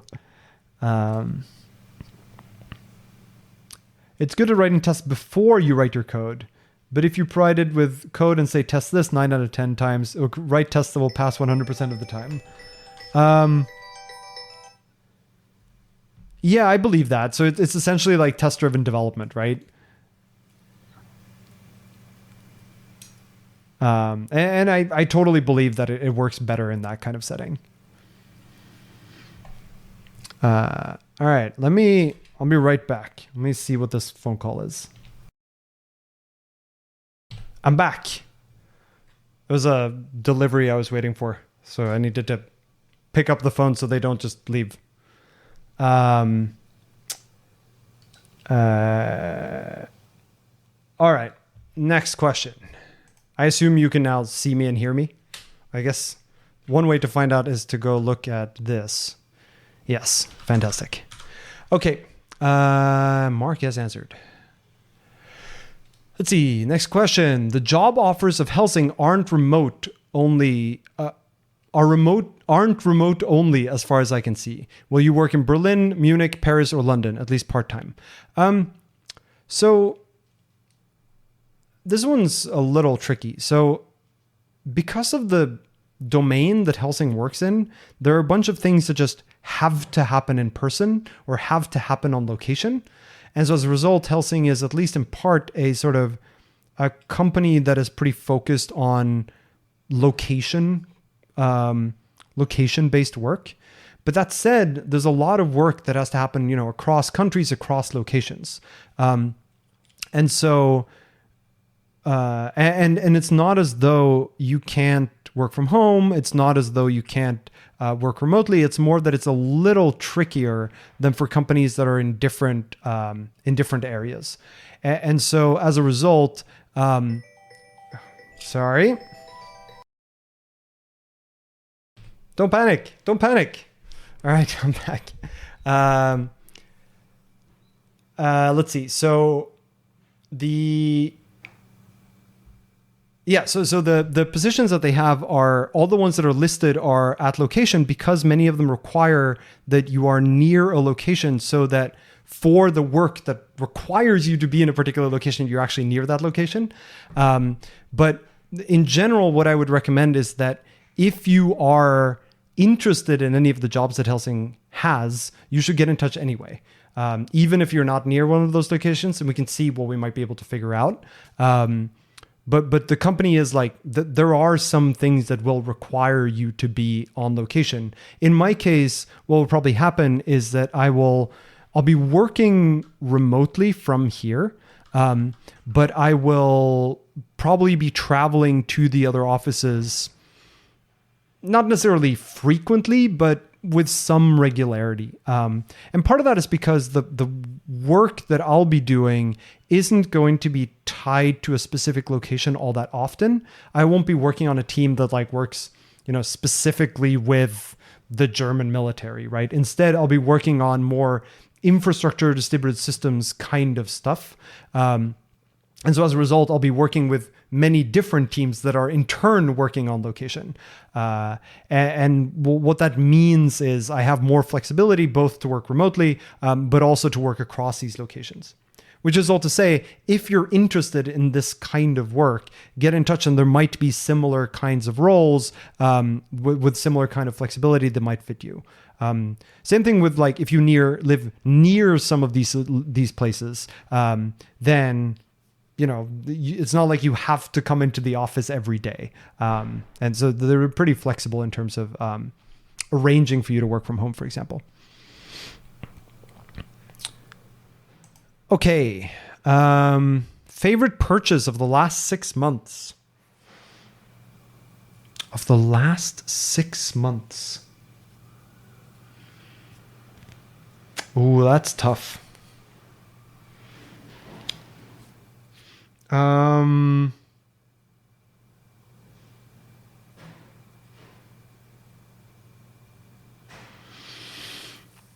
was going to say, I've bought a bunch of furniture, but I don't know if any of them would be my favorite purchase. Okay, I'm going to give a slightly boring answer, which is when we traveled from LA to Oslo, I decided to buy not economy tickets, but buy the plus class. They don't allow cats in business. Otherwise I would have bought business tickets, but I bought the economy plus kind of thing. And that I think was one of my favorite decisions to have done, because trying to travel with 2 cats and the 2 of us, and we had 10 checked bags, trying to do all of that in coach, I think would have sucked. And so I'm very happy with that purchase. But it's not a purchase of a thing. It's a purchase of luxury or upgrade. But I think it qualifies.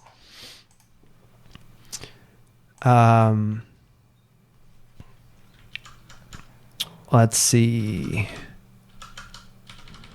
Is reducing your job pool to remote only something that made you miss out on great opportunities elsewhere?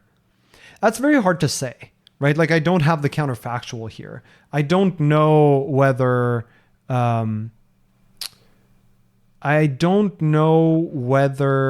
there are interesting job opportunities that I did not get because I announced that I would only work remotely.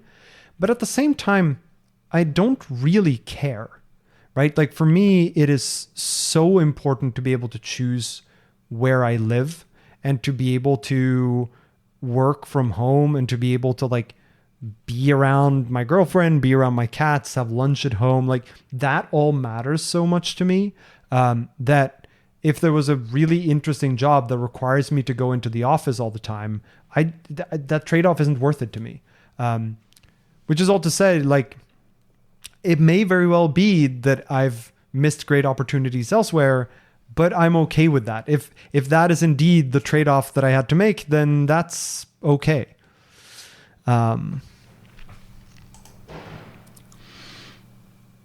Okay, next question. In the long term, do you plan on being an individual contributor throughout your career? Yeah, I mean, I have no desire really to go into the managerial track. I think, as you become more of a senior engineer, you end up taking on more sort of technical leadership tasks. So they're not necessarily management, but they're more like strategy, direction, mentoring, which maybe sounds kind of managerially, but it feels different. But yeah, I'm not really planning to go away from an IC role. The closest would be if I end up in a sort of CTO kind of role, then maybe that would be the closest. Alternatively, I've been thinking of going into sort of consultancy and essentially do Rust consultancy. And that would also be a little different from being an individual contributor, right? It would be more sort of come into companies where I might be able to make a difference for them, but that's not necessarily writing code for them. That might be, coming in and helping them with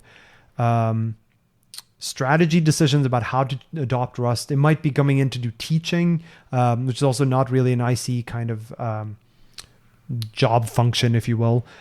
Which is all to say, like, I really like writing code, and I think I will be an individual contributor for the rest of my life in some capacity, but it might be mixed with some other things like education, for example.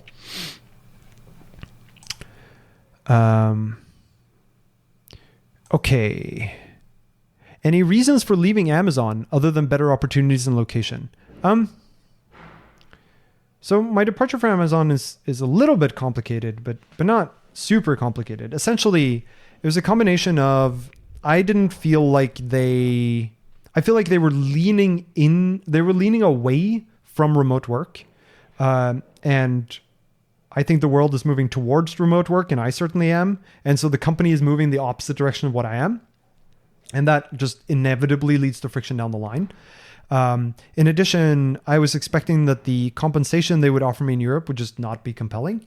And part of the reason for that was I went through a promotion cycle where I did not get promoted to principal and basically got told, try again next time and then you'll probably succeed, which is a little demotivating, right? Like it feels weird.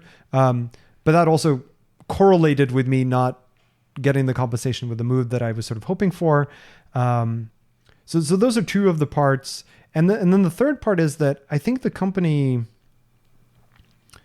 wasn't making the strategic investments in the sort of build system space for Rust that I was hoping they would. Or rather, they started making that investment and then sort of tried to hedge their bets.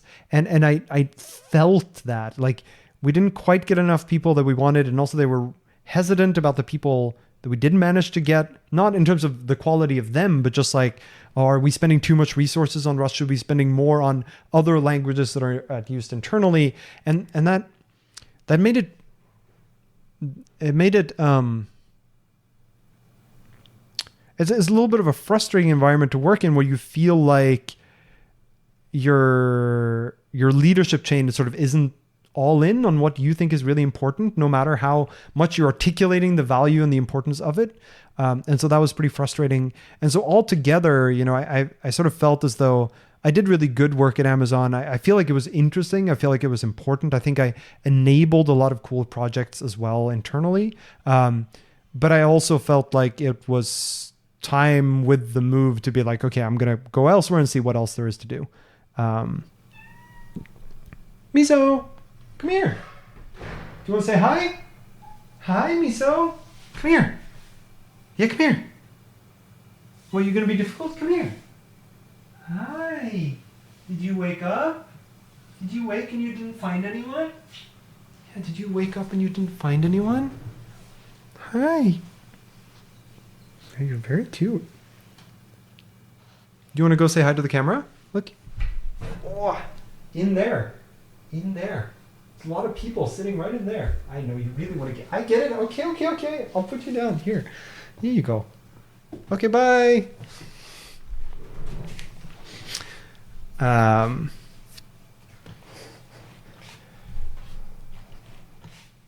Primogen is in chat. Nice.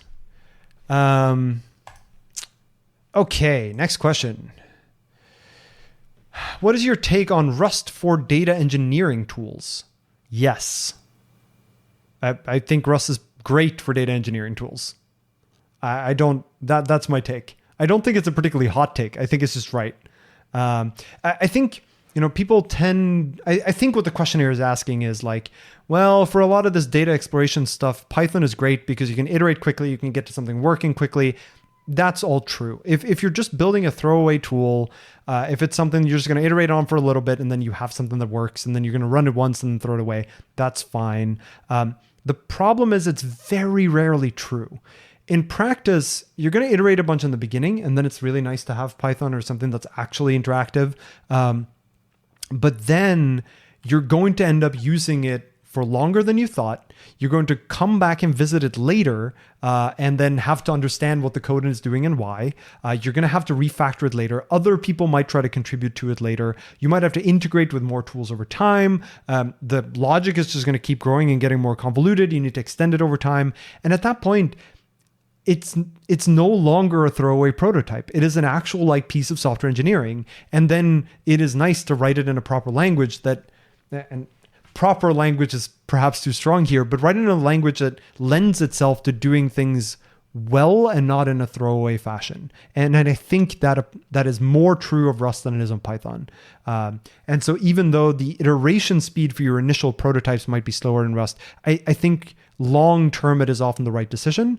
And then you need to use some amount of discretion to figure out sometimes Python is the right answer.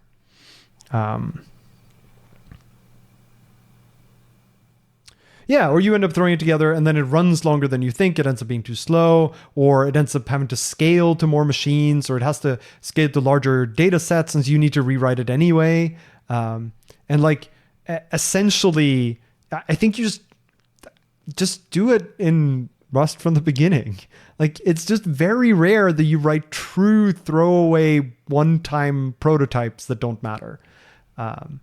Certainly not in a corporate setting. Are you available for mentorship? So the answer to this is no. And the reason why is I just do not have the time.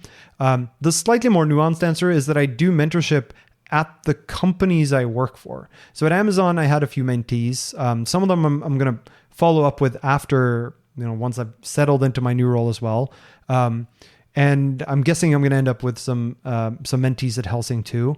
But realistically, I just don't have enough spare time to devote to mentorship. I wish I did, but I think I'm more impactful at sort of larger scale one-to-many communication like this than I am at mentorship.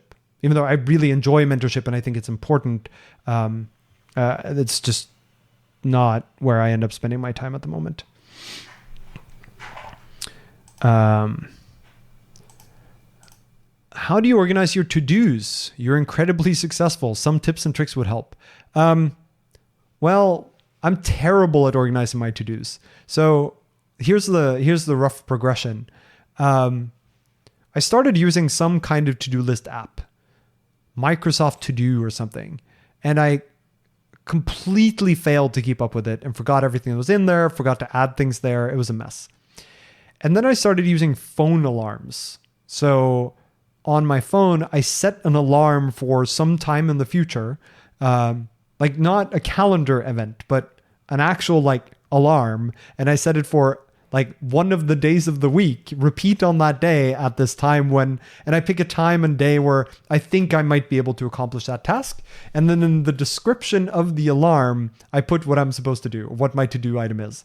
And that works surprisingly well because it will actually make you do those things, or at least alert you to the fact that you should be doing them.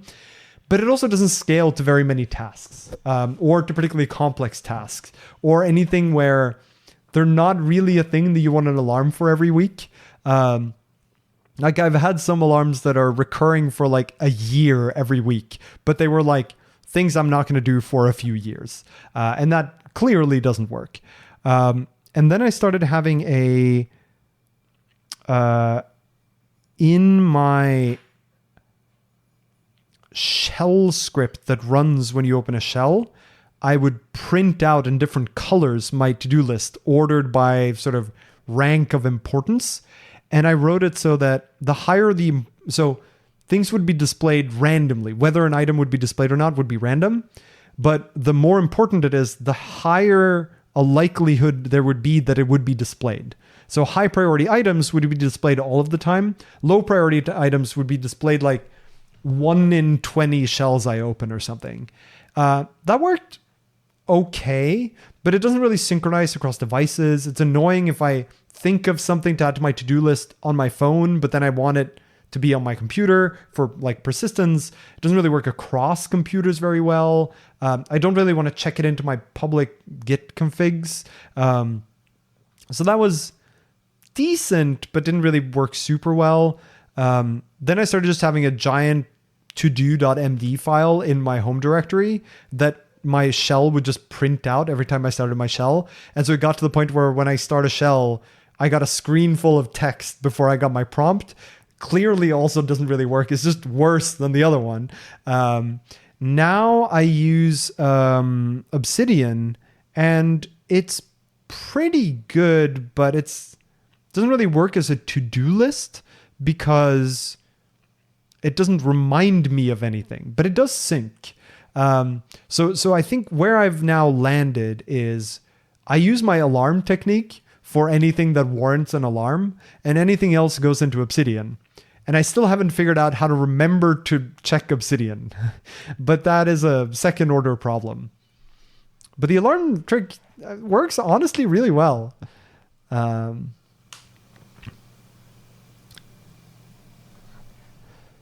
Okay. Next question. Which aspect of Norway in general, if any, disappointed or annoyed you upon your return after so many years abroad? Honestly, the lack of Amazon. Having Amazon is just so useful. Like, I've had to now just find so many stores that sell the things I care about. And a bunch of the things aren't sold here. Or I have to find some obscure site that sells it. So now I suddenly have accounts on 30 different online stores to buy all the sorts of different things. And just the ability to order it all on one site, have my order history all in one place. It is next day delivery for everything. It is just so convenient. Second thing is, it's frustrating that there aren't really, I have an inclination for whenever I want to buy something, I try to find the best version of that thing. So I do a decent amount of research and digging into what is the best X before I buy a X.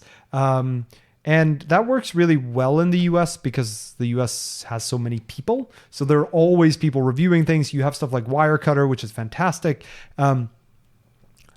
Norway's a much smaller market, but even so, Europe just doesn't really have the same kind of review places that do like in-depth reviews like Tom's Hardware or PC Gamer or PC World or Wirecutter or Spruce or Good Housekeeping. Like there's so many of these in the US, and Europe doesn't really have them. And I think partially that's because there's so many languages spoken throughout Europe. So you don't get that effect of having lots of people speak English. So there's an English speaking site that does it for Europe. You get it a little bit for the UK only, but different products are available in different subsets of Europe. And so that's a little bit frustrating. And I think the third thing is, deliveries here are a little bit of a mess still. And I think they are in the US too, to some extent, but like the fact that in general, I have to be home if I want something delivered home. They don't have like keys to get into the apartment building or anything. There's no code. It's just like, you need to have the key and only a few people have the key. There are a bunch of different delivery companies and some of them are just really bad. So it's the delivery experience is a little frustrating, like mail wise. But that might also be because we now live in an apartment building where there's no code on the door.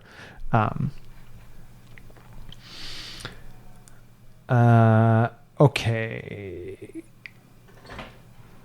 Let's see. Do you think it's due to the social aspect, or are you in more of a less consumerism area now? Maybe. But like people have to buy stuff in Europe as well. And it's not as though we don't buy things. Maybe it's more of it doesn't matter. Everything is kind of the same, but that's just blatantly false, right? Like if I want to buy, one of the things that I'm now going to buy is a NAS, like a network accessible storage thing. And the ones that are available here aren't quite the same ones that are available in the US. So I can look up reviews in the US, but not all of the candidates that are going to be available here. And I'm struggling to find good like reviews of NASs that are available in Europe. I've now found one, so I don't need lots of recommendations, but like, it's like, what do other Europeans do in this case? Like, where do you go to find which one is the good one? Because if you just go to a random electronics store and buy the first one you see, it'll probably work. But like, I want to put the bar a little higher than that. There are drop-off boxes, like delivery boxes, but that doesn't really help for larger deliveries. I have a post office that's really close to here, which is very handy, so I can get things delivered there and then go pick them up. But they have limited opening hours. There's like a drop-off box somewhere near there. That is a little bit better. But for anything that's larger, that doesn't really work. Like if I order, cat sand, for example, that's pretty heavy. I don't really want to carry a giant box of cat sand from the post office to home. I want it to be dropped off outside of my door like Amazon would. And I don't really get that here. The Q&A is going to be available on YouTube later.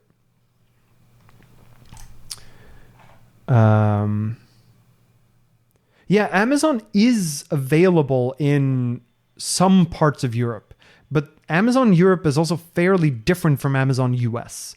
It's not as unified in a sense. The selection isn't quite as good. The prices aren't quite as good. The delivery options aren't quite as good. They're also not in Norway at the moment, which is partially because Norway isn't even in the EU, which means we're sufficiently different. And it's partially, I think, because of the high sales tax.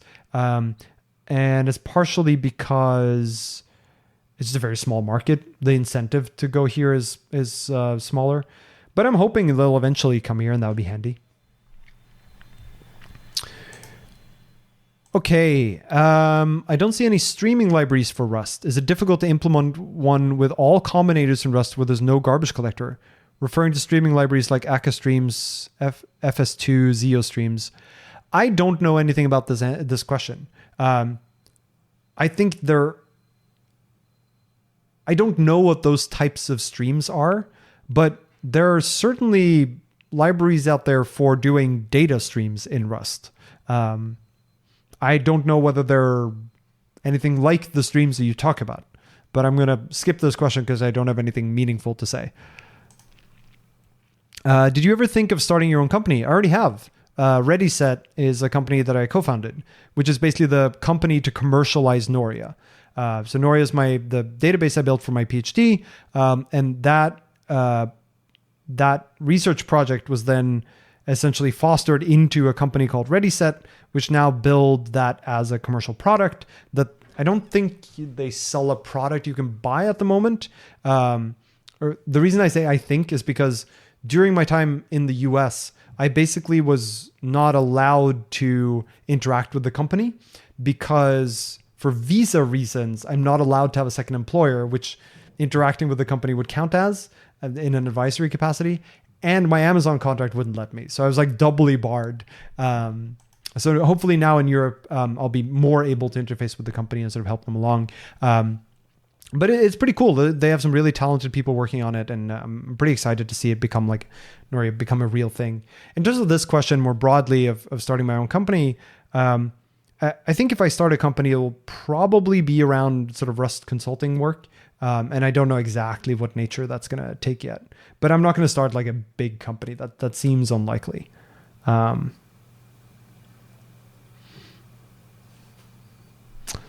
Okay.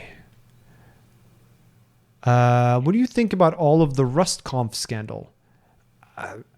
I mean, this topic has been debated to death on the interwebs, but I think it was pretty appalling. So the way in which and the decision to retract the keynote speakership, I think is not okay. I think it's really bad. It sucks. And not just it sucks, but it's offensive is the wrong word, but it's pretty close. I think it is real unfortunate that the way it happened was through sort of shadowy behind the scenes conversations. At the same time, I don't think it is as nefarious or malicious as it originally came out as. And I think that's been backed up by what's come out since. I think to an extent, this is humans are complicated, and to an extent it is communication is hard. And to an extent it is Rust governance was a mess. Let's hope that the sort of reform RFC makes that better. And those things together ended up in this shitty outcome. So, I don't hold this as like RustConf is doomed or everyone who runs RustConf is bad. Like, I don't think that's the way to look at this. I do think that it was an awful outcome, but I think everyone involved recognizes that that is true. It shouldn't have been necessary for it to get to this point for people to recognize. Like, this should have been caught earlier and not have happened in the first place. But now that it has, I think there's a broad acknowledgement and agreement that things went wrong and that that things need to get better, need to be improved.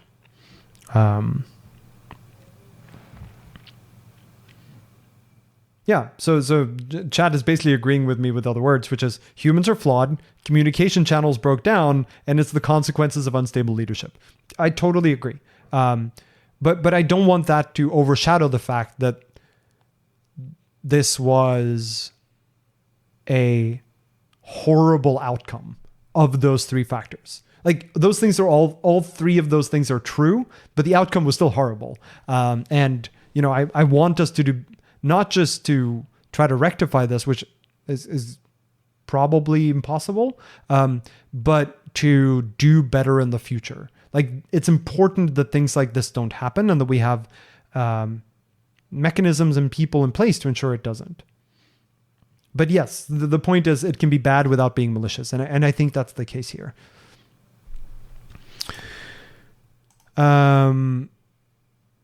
Do you plan on a community Discord or something along those lines? This is a good question. I'll answer it a little bit more broadly. So I've spoken about this in the past too, that I really want, now that I moved away from the US and I'm under fewer sort of restrictions, I really want to start a little like GitHub sponsorships, Patreon, something. I don't know exactly what format it's going to take. And so one of the reasons why it doesn't exist yet is because I haven't decided what the structure should be, what platform it should be, if there should be more than one, and what it should be for. Like, it'd be pretty easy to just start a Patreon, hook it up to a Discord, and just say, give me money. But that's not really what I want to do. And there are a bunch of things that I don't really love about Patreon. I don't know if I like that model for myself or for other people. So I've been doing a lot of thinking about how I think it should work. The part of the problem is what I really want would require me to build my own thing. And I don't really have the energy or time or desire really to build my own thing. But it might be what's necessary. What I've thought about is in the interim to essentially open up a bunch of different channels for people to support me. So essentially something like GitHub sponsorships, Patreon, maybe Nebula, and something like LibrePay or Ko-fi or something. And then build a website that will hook into all those websites and tell you how much have you contributed to me in total, and then give rewards based on that. And one of the reasons I want to do this is because the different platforms offer different payment structures, for example. So for Patreon, I think it's something like every dollar you give someone, they get about 80 cents, which is pretty severe. But like, I want people to recognize that there are differences between the platforms. I want it to be easy to move between the platforms if you're not happy with one, or if I'm not happy with one. And I also want to make sure that if you contribute over time, even if you contribute a small amount, if you've been with me for a long time, there's some recognition of that too. It's not just how much cash are you giving per month. That feels too crude. But again, like, I just have a lot of loose thoughts about how I want this to work. I've also thought about things like, Nebula, I think, is an interesting idea of saying all my videos would still be on YouTube, but maybe there are additional videos or deeper in-depth commentary or deeper dives or something that goes there. And then you're like paying per month, but you're also getting other things that are not just me. I don't know. I've also thought about something like offering like a Rust course. That would be really interesting. Or do like a narrated version of Rust for Rustation. That'd be really interesting. But that would need to be some other forum. And in that one, I would want it to count towards the same pool of like, this is all the stuff you've contributed and you get rewards based on that. But what are those rewards? I don't really know. Something like mentorship might be a way, but at the same time, letting people buy time with me is also problematic for other reasons. But then I start thinking, well, what even are reasonable rewards? I'm not entirely sure. It's not like I have art that I can give people, for example, right? So if you've sent me like $1,000, what do you get back from that? In some sense, right? The weird thing about what I do is that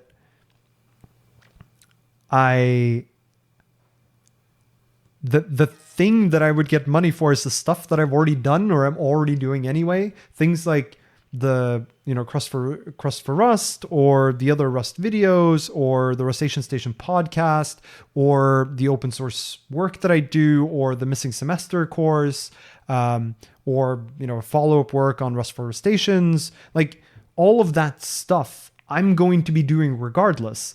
But there's no individual reward, and there's not really the more you give, the more reward you get. So there's just something weird about the model here that I don't quite know how to match with the real world. So I don't know what that is all going to look like, which then gets back to the question of, do you plan on a community Discord, which is yes, but I don't know how I want to do that yet either. And I think it's going to tie into this somehow. So for example, I might start one where there are like, let's say 4 tiers of channels, where one of them I have notifications turned on. One of them I promise I will check once a day. One of them I promise I will check once a week. And one of them I'll just do whenever I have spare time. And the more you've contributed, the sort of higher tier channel you get to be part of. Maybe, I don't know. But I also don't want to start something prematurely and then change it significantly later. That also feels weird. So I don't know. But it is something I think would be fun. It would be fun to have a Discord specifically for the sort of community around my streams or my content. I just don't know the right way to do it. So that's my take there.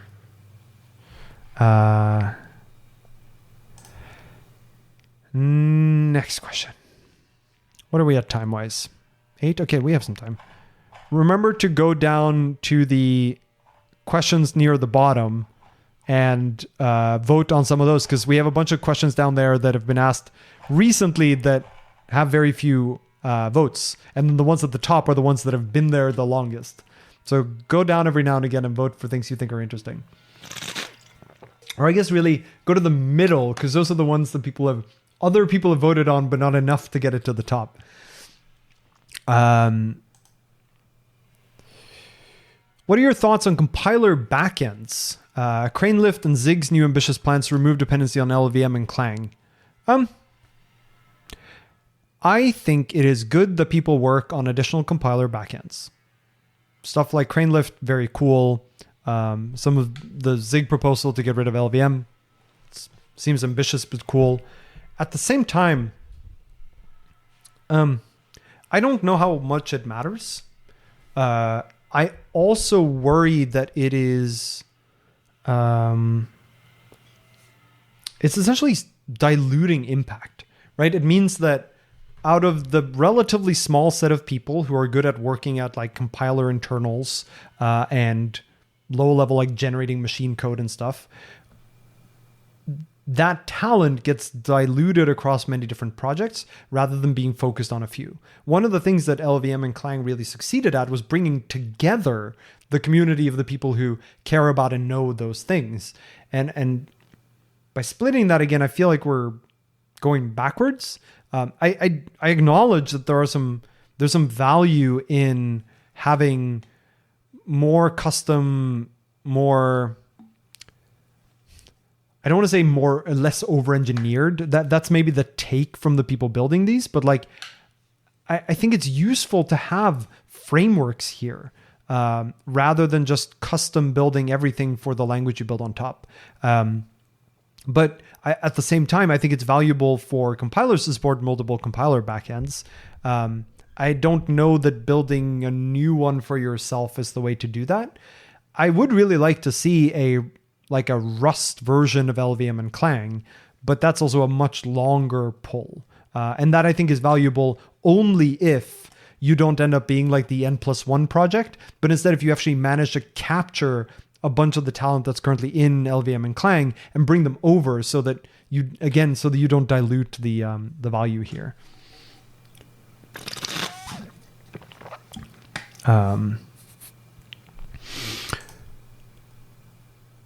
Okay. What would be the salary of a principal engineer in the EU? I've already talked about this. Have you finally moved to Wayland? If so, what has been your experience? Yes. So with this new computer, I, for the first time, installed Wayland and set everything up on Wayland. And it was a mixed experience. So some things work just straight out of the box, which was really nice. Some things were just weird concept-wise, like the fact that the window manager and the compositor and the desktop environment are all the same thing was confusing, and I had to rack my brain a little, but at the same time, it's pretty convenient. Some things around how inputs are handled are pretty weird. Things like global shortcuts in OBS not working has been annoying. And other kinds of integrations, like I have a status bar at the bottom of the screen, and I wanted to show all of my workspaces, but Hyperland's definition of what workspaces are, it doesn't expose those in a way that the bar can pick up. And there's doesn't seem to be really a standard for how to do that through Wayland. And so as a result, I just have to build a custom integration because no one's really built it before. And that's annoying. There's a bunch of things, like I found a bunch of different bugs in different pieces of software that don't work quite right with Wayland, like button handling on my drawing tablet, numpad keys for shortcuts. What else did I run into? This bar that doesn't work quite right. My drawing program will sometimes randomly hang its color picker, but only under Wayland. SDDM just gives me a black screen on Wayland. So there's like, it's clearly the less battle tested. I don't know what you call Wayland. Or X11. Windows server. It's clearly less battle tested than X11 is. But at the same time, you know, I do think it's the future. I don't think we're going to stick on X11 forever either, which is one of the reasons I moved, was like the only way to make the move nicer is to do the move and then figure out what doesn't work and file issues. So I've filed a bunch of bugs over the past week or so with things that doesn't work. But yeah, so this is OBS now is doing screen sharing, is doing the webcam and everything just do Wayland, and it's working just fine. What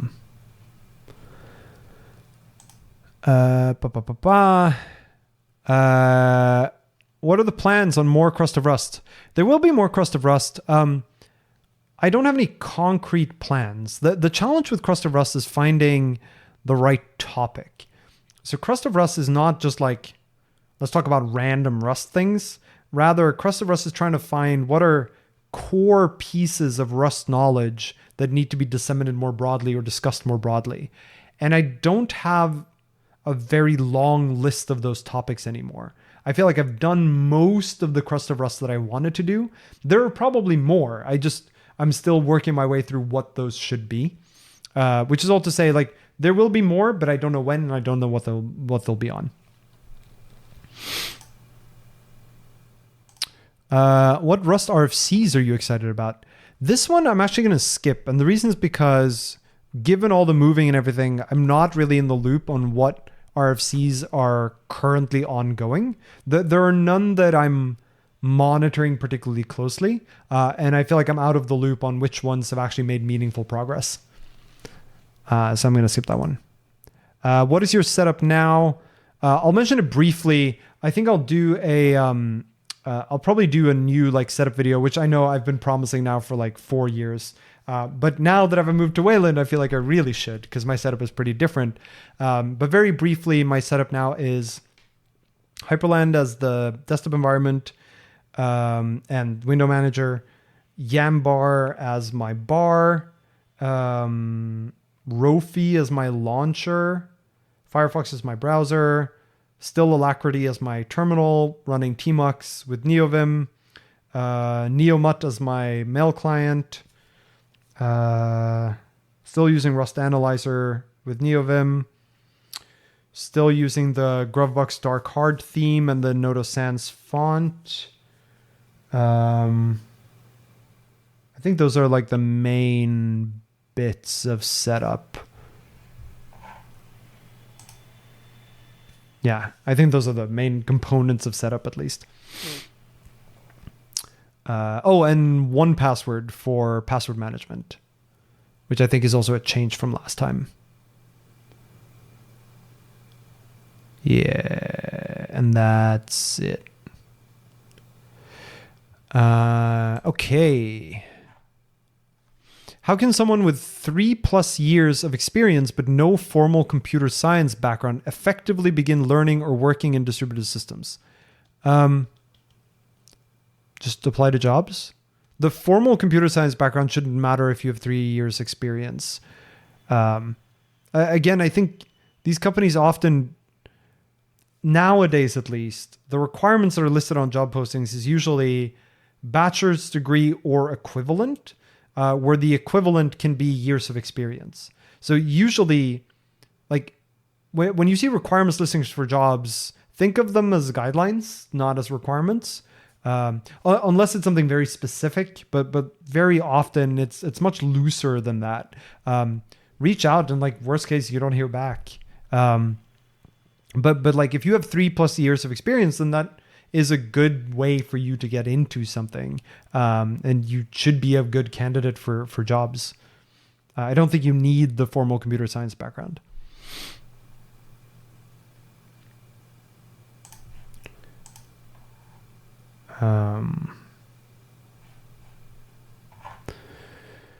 Do you think Rust jobs will increase in the coming years? Yes, by a lot.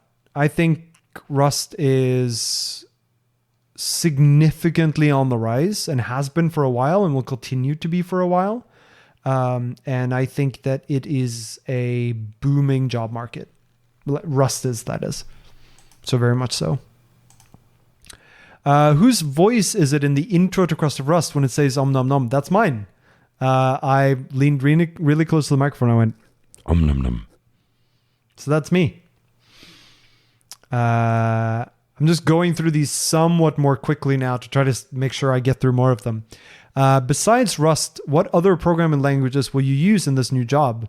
Well, so I don't fully know yet because I haven't looked too closely at their tech stack. But I know, there's Rust, there's obviously Python, there's obviously Bash, because there always is in any real system. They use Nix for some things, and I think they want to use it for more. So I'm probably going to have to learn Nixlang, which I'm a little sad about, but it's okay. I don't know that there really be any others. In anything that's large like this, and especially when you have to interface with other systems, there is basically always some C or C++ somewhere in there. And so if there is, I'm going to end up interfacing with that, but not that I know of. So a relatively small set. And maybe some OpenCL or CUDA if it really gets down to it, but I'm hoping to avoid that as much as I can. What are the requirements to be a principal engineer? Let me send you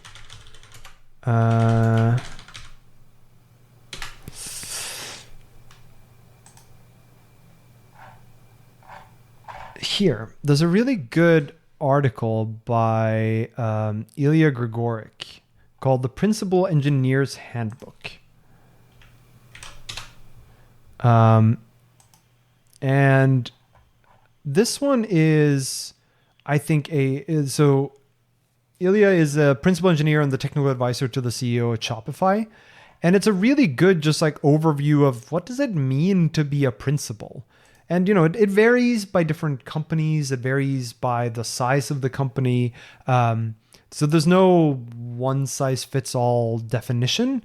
But the way that I think about a principal engineer is as someone who is relatively self-directed, is sort of a searcher that looks for where problems should be solved, where are the highest impact, highest priority issues, and goes seeks them out and either works on them themselves or escalates them or interfaces with the team to bring things forward. There's sort of a person who surveys, reports, and attacks as necessary. So you do both sort of broad and deep. It also does, in terms of requirements, it requires that you're decently good, I think, at working with people, not in a people management capacity, but just in the sense of you're going to have to want to and have to talk to a bunch of different teams, a bunch of different engineers about what works for them, what doesn't, what are barriers for them, what's friction, where Have they seen big wins that might be able to take elsewhere? You have to like dig and learn and understand and figure out what matters and what doesn't, what identify what thing generalizes, which ones don't. There's a decent amount of requirement for just expertise and like hard-won wisdom of, you know, that these kinds of things work, you know that these kinds of things don't, you know the rough shape of a bunch of different problems and how to generally attack them. I think there's a lot of judgment too, like, and I mean judgment in the sense of like, you're faced with trade-offs and you have to make trade-offs and you have to make them in an intelligent way based on data, based on past experience, based on sometimes guesstimation. But you get put into positions of difficult, non-obvious trade-offs more often, and you need to be comfortable and willing to navigate that space. And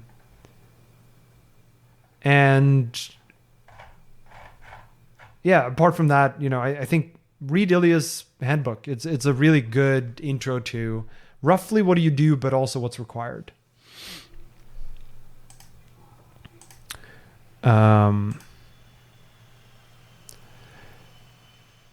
Do you think Rust is going to be a prominent language used to build AI systems in the coming future, taking over Python? We've talked about this earlier. Popular autograd libraries like PyTorch and TensorFlow use C++ for hardware kernels. What do you think needs to be done to get Rust to be the default choice? Do you think this is a good domain for Rust? I think this would be a great domain for Rust, to sort of replace the C++ parts of PyTorch and TensorFlow. I think part of the challenge there is the tight integration with like OpenCL and CUDA, which are both pretty hefty C++ things from the vendors. And so it's going to be hard to bring Rust in there without some buy-in from the vendors of like CUDA in particular. Like NVIDIA needs to get on board with Rust for Rust to really succeed here. And I think it's not unrealistic that they will. But I do think Rust would be a great thing to get in here. And I want C++ to disappear from that space to the extent that we can. But it's going to be a long slog, I think. Have you considered making a video on qcell, qcell, or similar libraries? I've thought about it. They're a little bit niche still. Like, they use some pretty cool tricks, but in practice, their applicability is a little less than you might think. There are some places they work really well, but they're not broadly applicable, even though I really wish they were. Some of them are, but in practice, like, you just don't need them all that often. That's not to say that it's not worth going through them. Like, I think it could be an interesting, like, deep dive on Unsafe, for example, like an Unsafe Chronicles type video. But it's not something I've currently planned. It's like somewhere in the far back of my head. I'm looking for low-level development resources for quant development in Rust. Can you please suggest some resources? I don't know what you mean by quant development, but if you mean quantum, then no. If you mean something else, then also no. Not something that I do or have insight into. You've been an engineer for a long time. For someone starting now, what are the pitfalls to avoid in your opinion?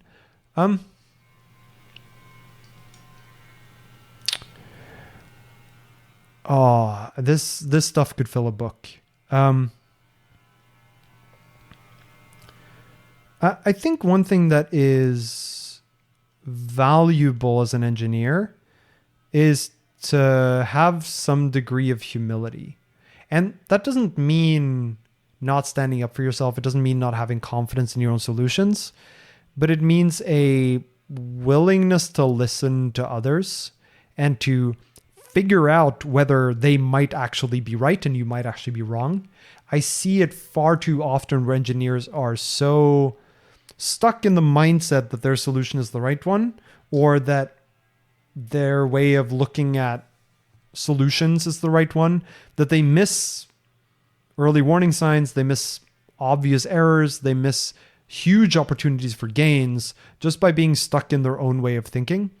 And I think having that humility and nurturing that over time is pretty valuable, especially as you become more senior, because as you become more senior, you in some sense rightfully feel as though you know better.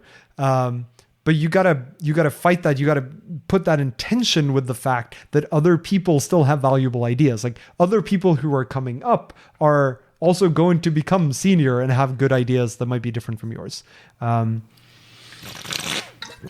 So that I think is one of them. The other thing that I think is really valuable is to start to track your own work. And I don't mean that in terms of tracking time. I mean that in terms of tracking what did you do, right? Like your accomplishments, not just at one company, but across your career as well. There is a, where is that? Julia Evans wrote this blog post called Get Your Work Recognized, Write a Brag Document. And it's a really good blog post that basically has the top tagline, you don't remember everything you did. And this comes up again and again. It comes up whether you are like going up for performance review, you're going up for promotion, you're looking for a new job, you're updating your resume, you're applying for like further education. It can be all sorts of things, but it's just really useful to have a list of like cool things you did because you will not remember them all. It's good for yourself in terms of others, but it's also good for yourself. It lets you celebrate and recognize and remember your victories. And, hopefully gives you a sort of track record of like, I'm actually pretty good. It's a great way to battle imposter syndrome. Like start keeping that kind of log pretty early. It's something I wish I had started earlier because for me, there's a bunch of stuff I'm sure I did and was proud of a long time ago, but now I don't remember many of them. And I think maybe the third thing I would say is try to not get stuck. It's very easy to become comfortable with or good at a subset of your field and then just sort of do that for the rest of your life. And if you're happy with that, that's fine. But it's it can be a dangerous kind of comfort because over time, technology develops, people move to different tech stacks, new things become the new hotness. People moved, new companies start to spring up in new domains, old companies fold. The way that we build software changes, the world changes. And if there's just one thing that you know how to do, you're going to trap yourself into the only other places you can go are places that are sort of adjacent to that.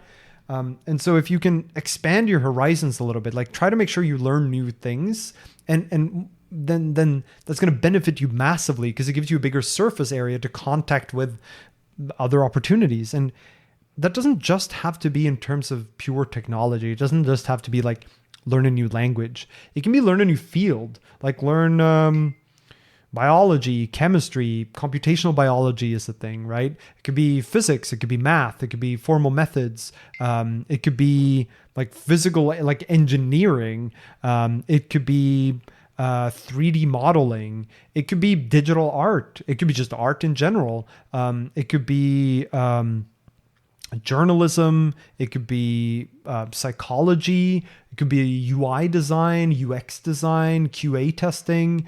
All of these are hugely valuable skills. And again, it doesn't have to be related to this at all. It could be law for that matter. And you will find ways for it to then merge with the things you know from before. And now you're a more unique candidate with a more unique set of skills. And it also unlocks other things that you can work on. And that ability to explore new spaces and again, this is one of the things I think the PhD gave me is that ability to explore and build up a more robust and broad foundation of skills and interests. And I think that benefited me a long time and still does. Do you think Rust will beat C++ in the robotics and system engineering space? Yes, I think it already is. It will take some time, but just because there's a lot of software in the world. But I think this is already happening. I don't think there are any places where you should use C++ if you have a choice. Now, there are a bunch of places where you don't really have a choice. Where, for example, where there are vendor-provided libraries that only have bindings in C++, and so using a different language is really painful. Granted, those are more painful to work in, and then robotics, for example, like the framework for the OS for the device you're programming for might just be a C++ thing that you need to integrate with. And in that case, your choices are more limited. But on the whole, I think you choose Rust over C++ because there will be a better choice now and in the future.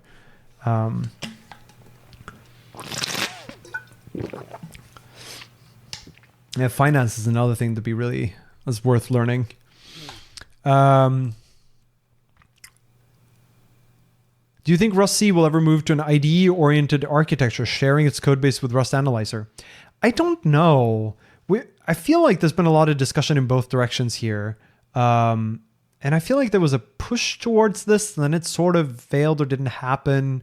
And then I feel like there was some conclusion that maybe we should just not try to unify these, and instead it's better to just have Rust Analyzer be its own separate implementation of the language. I don't know where it's landed, and I don't know what the right answer is either. Like this, I think, requires someone who's like a compiler expert and also an IDE expert, which really just means Matclad needs to do it. But also, I think Matclad is now doing Zig stuff. I don't know. I don't have a great answer to this.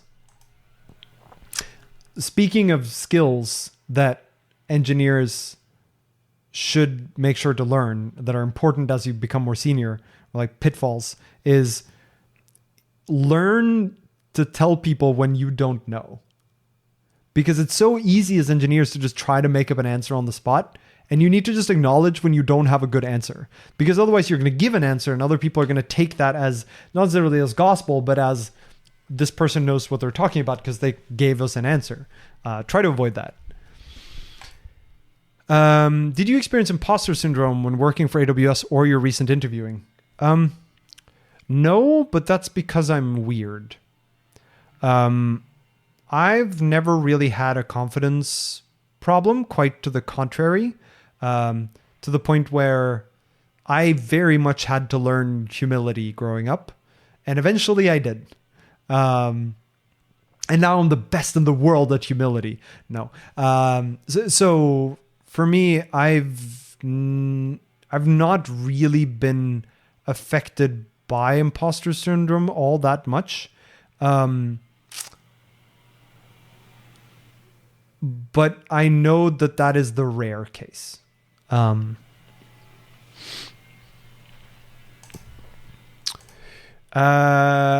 What is your opinion of Rust for embedded platforms like Arduino and Raspberry? I think that's a great idea. All embedded platforms should all be Rust. How did you meet girls when you were a PhD student? I was on all of the apps and sites, is really the answer. And the same way as other people, I guess. But interestingly enough, like, I was talking about how when you do a PhD, you have a lot more just time and room to explore and have spare time. And in my case, one of the ways to do that was to try all of the different dating apps and platforms for this. So I think I had a profile on everything and was, I don't want to say active. That sounds too severe. But rather, like, I was like testing them. Like I was trying to figure out which one worked best for me and what works best for what. And ultimately, I met my partner on one of them. I met my partner on Hinge in the end. But I think that was somewhat arbitrary. I think in some sense, my favorite was actually OkCupid because I like that you give a lot more detail. You have more to go on with people. They have all these questions you can ask and then see, your match with other people based on not just what you answered, but what you have said you would like the other person to have answered and how important it is to you. So I like that setup better, but not where I met my current partner. Hinge worked decently well for me, mostly because when I say worked well, I mean I liked it more than Tinder and Bumble, for example, because it was set up so that you have to start the conversation with something. So like when you first contact someone, you have to like either pick a picture or a particular part of their profile and send them a message about that. And that I think was a forcing function that was pretty nice.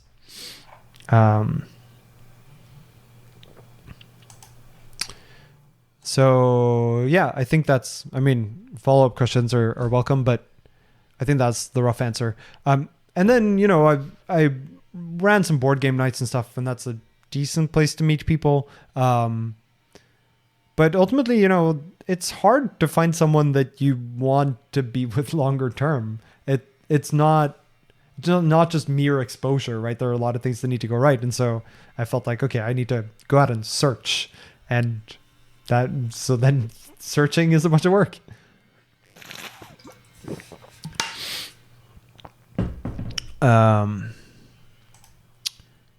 What Wayland compositor are you using? Hyperland. I don't know if that's how you pronounce it. Hyperland? It's Hyprland.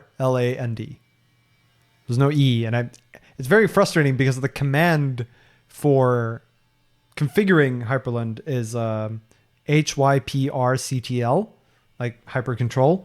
But every time I type it with an E, like hyperctl. And every time it's wrong and I have to type it again. That's really annoying.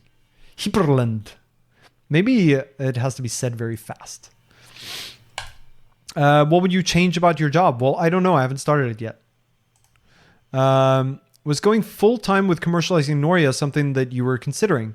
So I co-founded the company to start commercializing Noria, Ready Set.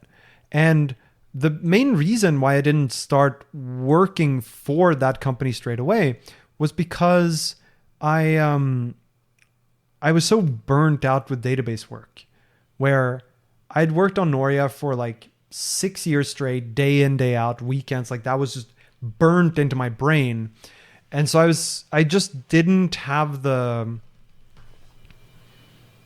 capacity to do any more work on it. I still think it's important and valuable, but it's just, certainly at the time when I graduated, I was just, even just the thought of going back into the code base made me be unproductive, no matter what I was working on. And so I recognized that the right place for me to go would not be to work on commercializing Noria, that it just wouldn't work. But I think it was important to do that, and hence I co-funded but did not work for. It's gotten a little bit better, but even now, like I still feel this tingling of like it's too soon. Like databases, and especially the Noria code base, is still like so burned into my memory that I need distance from it.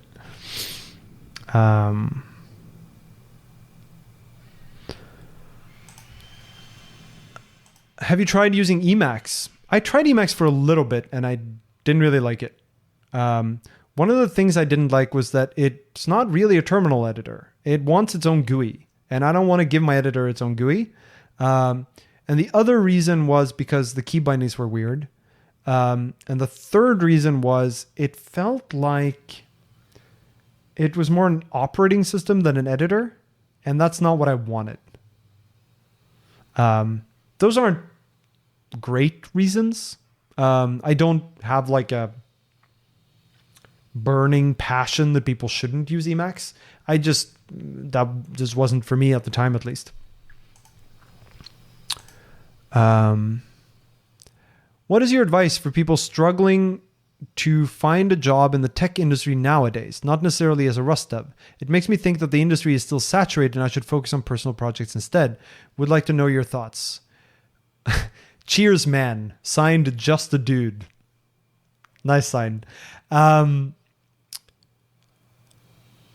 I don't know that the industry is saturated. I think the industry is maybe saturated for more junior engineers, perhaps.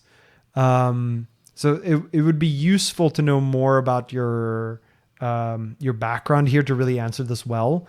But I do think that there are a lot of tech jobs out there, especially in Rust, for junior and senior people. One of the things, though, that I've found that is unfortunate is a lot of, especially startups, tend to want to try to hire senior people.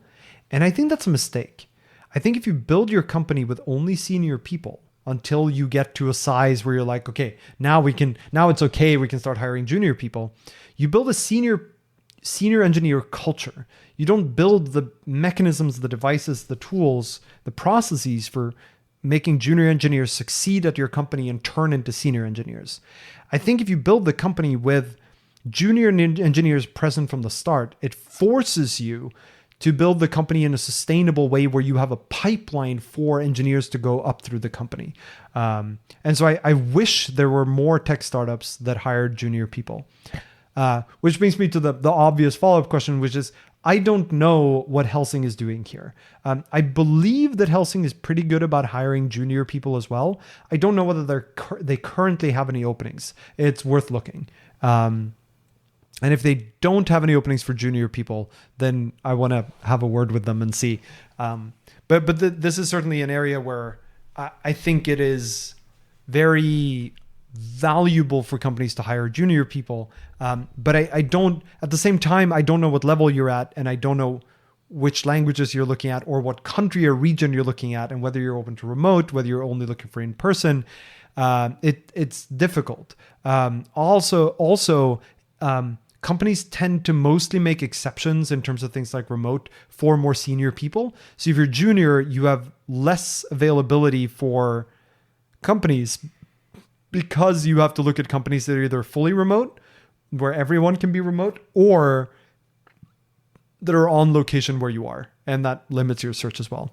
But if you're struggling to find something, I do think that focusing on personal projects is pretty good. Although keep in mind that mostly helps you for self-development, right? So like it'll make you better as an engineer.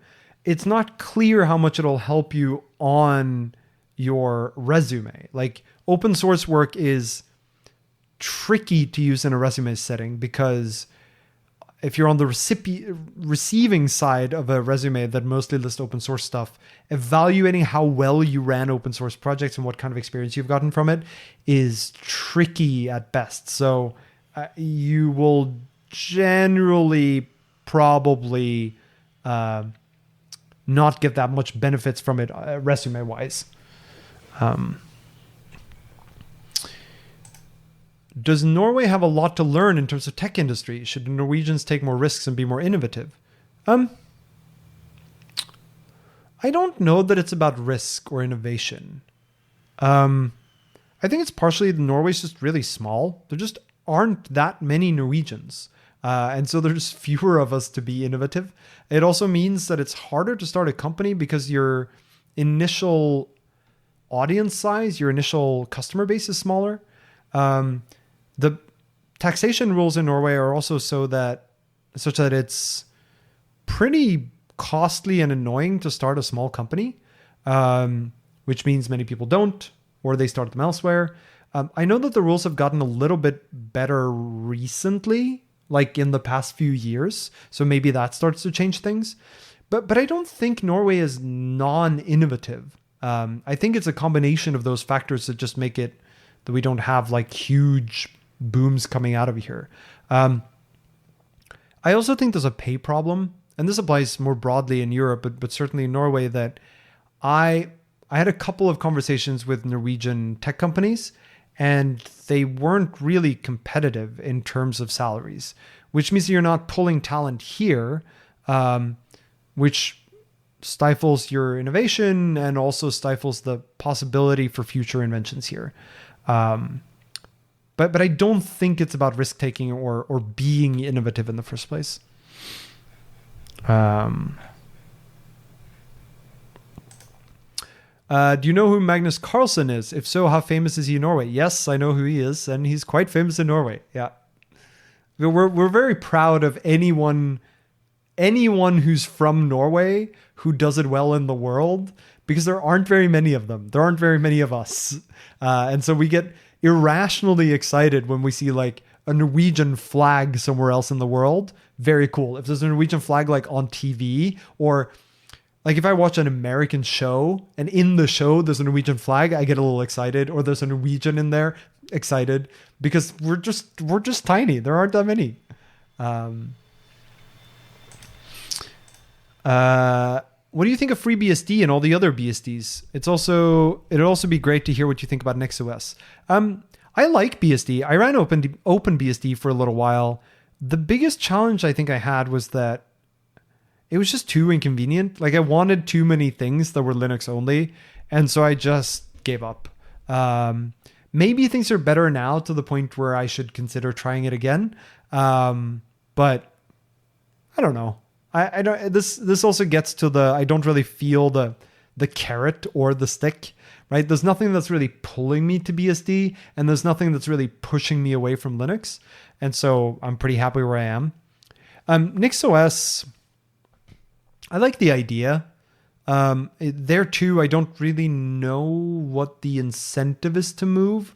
I've heard that it is easier to get things to just work because they're installed as bundles rather than as, you build your application, you dump it on your file system. And that appeals to me to some extent. But I've also heard that the Nix language is a huge pain. And I quite like writing Arch package builds, which are just bash. So I like the idea of NixOS. Maybe I'll start tinkering around with it. Given that Helsing does some Nix stuff as well, it's not unreasonable that I might end up dabbling in it, and then it infects my entire life, which it seems is how Nix gets into people's lives. It starts as a little bit and then it just takes over. But that's the extent to which I have useful input there.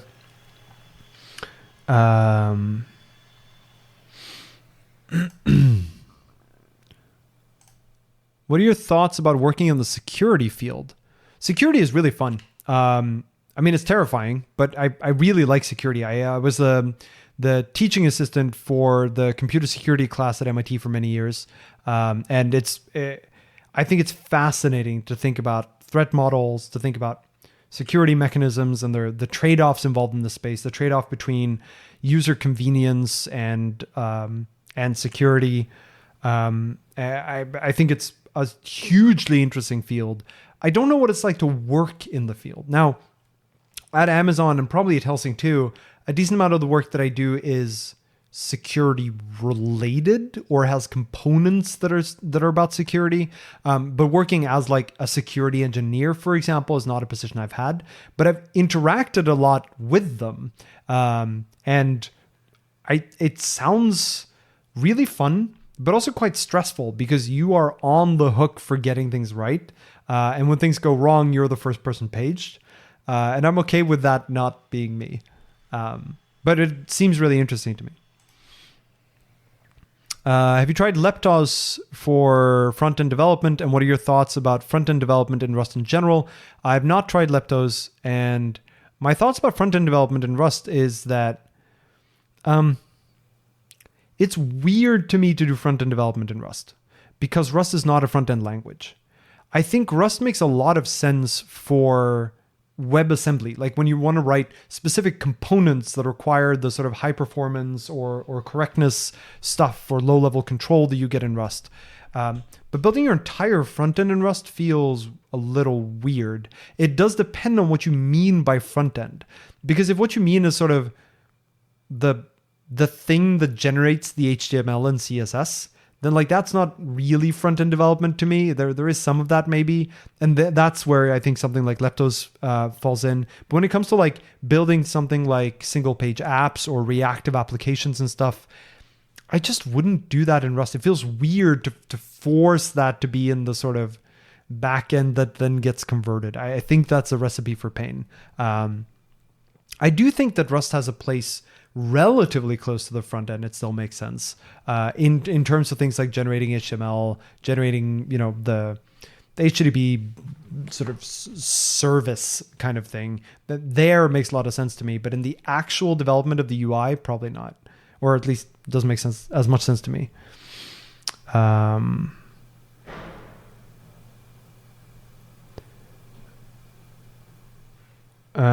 Okay.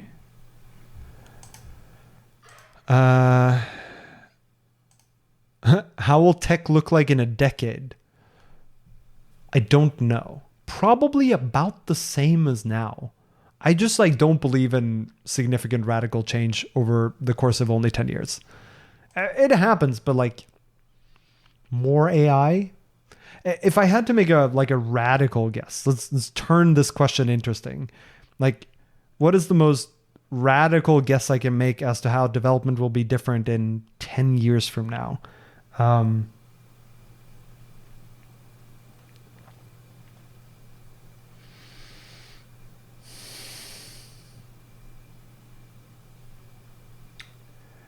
I think that the current trend to work remotely is not slowing down. It is accelerating. And I think that we're going to see a not just remote first, but a remote only approach to work where fewer and fewer people actually go into offices or want to go into offices. And I think it's going to completely change how companies think about engineering culture, about engineering, how we do remote engineering. Because a lot of the practices that especially the big tech companies use are very much rooted in how we ran development during in-person type things. And I think it's just going to be radically different. Things like real-time collaborative coding, I think we're going to see more of. There are some editors that are starting to get this now where you can have multiple cursor in a code editor. And I think that's the kind of direction that we're going in. Where in the olden days, you would sit down at a computer together and pair program. And I think that's all going to be remote. I think we're leaving the world of in-office software engineering behind. And there are a bunch of things that are hard about that and that we don't know how to solve. But a decade from now, I think we're going to see that trend accelerate.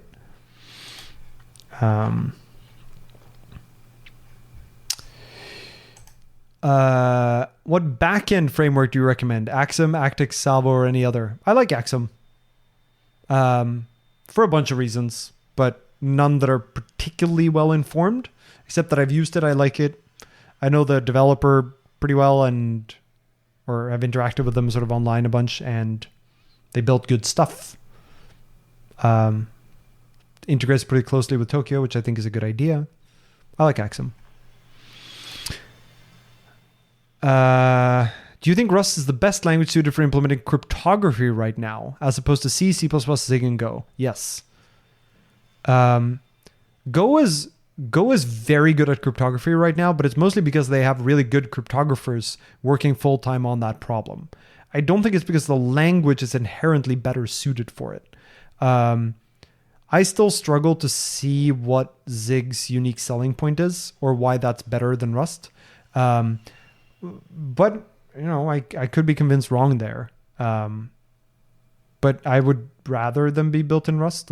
Anything where you don't need something that goes beyond the boundaries that Rust puts on you, I think is good to do in Rust. All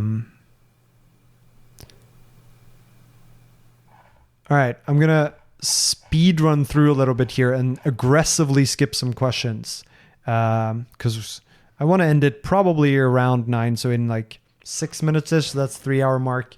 I think is about good. So I'm gonna run through. Skip that one. Skip that one. I've been catching up on streams from a few years ago. Can you explain why you didn't go back to the lock-free to wait-free simulation after implementing hazard pointers?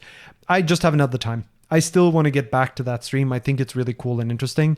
And the whole point was that once we get hazard pointers, we can actually make progress. So I genuinely want to go do that more. It's on my list. What made you leave the US? Oh, there's a bunch of things. I left the US because I think the way that healthcare is handled there is absolutely insane. I don't like the car-centric cities and the car-centric culture of having to drive everywhere. I think the intrusions on civil rights in the US, including things like the right to abortion, being taken away is wild. I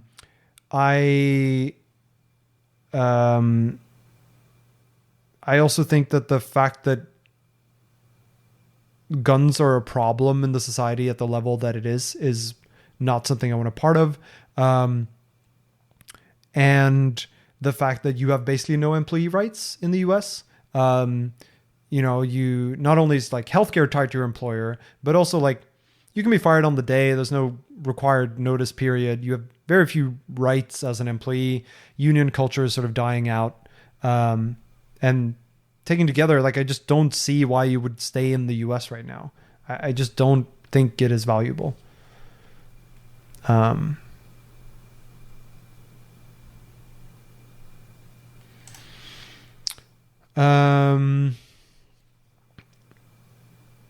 Why do you choose to work in AI and not some high frequency trading quant firms? His quant again. I don't know. I don't work at Helsing because of the AI stuff. The AI stuff I don't really care about. It's an enabling technology that's used in part of the stack. I did it because A, I think what they do is important, and B, because they have some really unique problems in the distributed system space. High frequency trading, not so much. Sure, you need to be low latency and high throughput and whatnot, but like, they're not uniquely different, interesting problems to me. Do normal developers need to care about the fuss around the Rust org and the trademark issues? Does that affect anything if we're just developers? Mostly no. I also talked about this earlier. Already answered that. What's your opinion on sabbaticals? I think everyone should take more breaks, and I think that should be a standard part of our working culture. I think we should work fewer hours. I think we should work fewer days. I think we should take more vacations, longer vacations. So sabbaticals, very much on board. I think it's a great idea. Do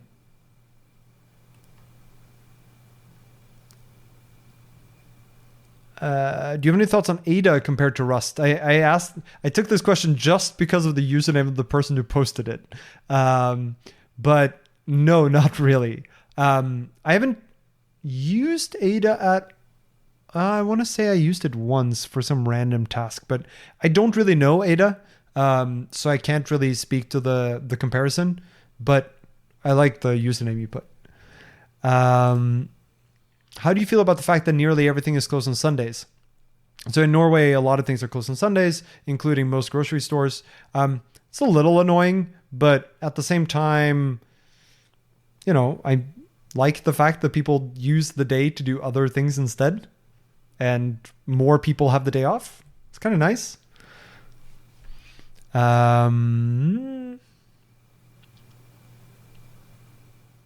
As you get older, do you think your ability to solve problems or learn increases or diminishes? I think my ability to solve problems is increasing. I think my ability to learn is probably about the same. It's changed. I think my ability to just do retention of knowledge has probably gone down.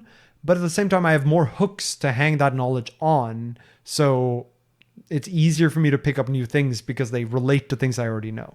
So a little bit of both.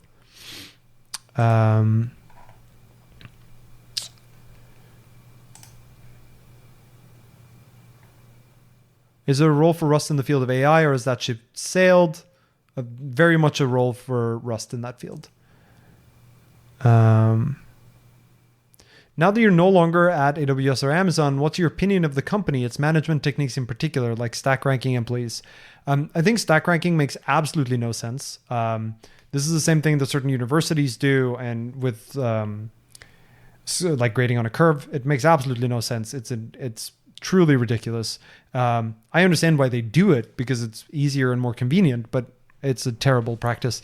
In terms of the company overall, I think Amazon gets some things really right. Like, I actually think the leadership principles at Amazon are really good. The two new ones are not so good, but the other ones are quite good. They're sensible, and if you apply them well, they're a useful, coherent vocabulary to use for internal conversations and discussions, and for guiding those, and for guiding documents. I think the document culture is good too.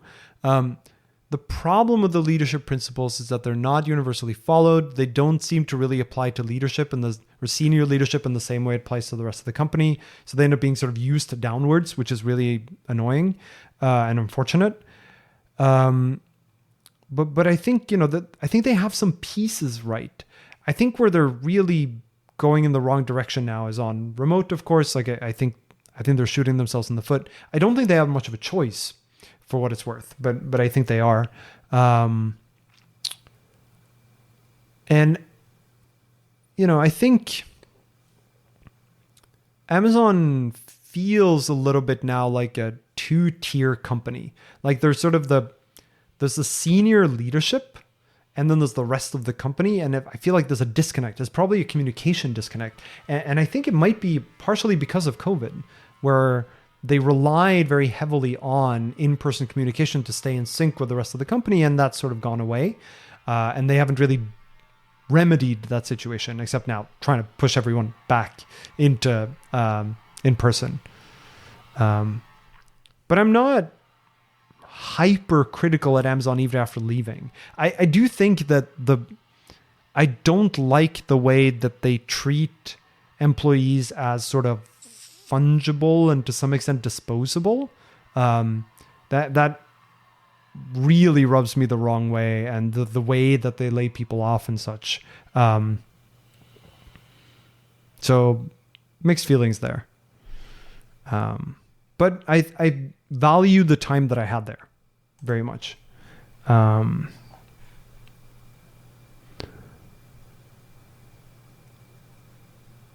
Let's see.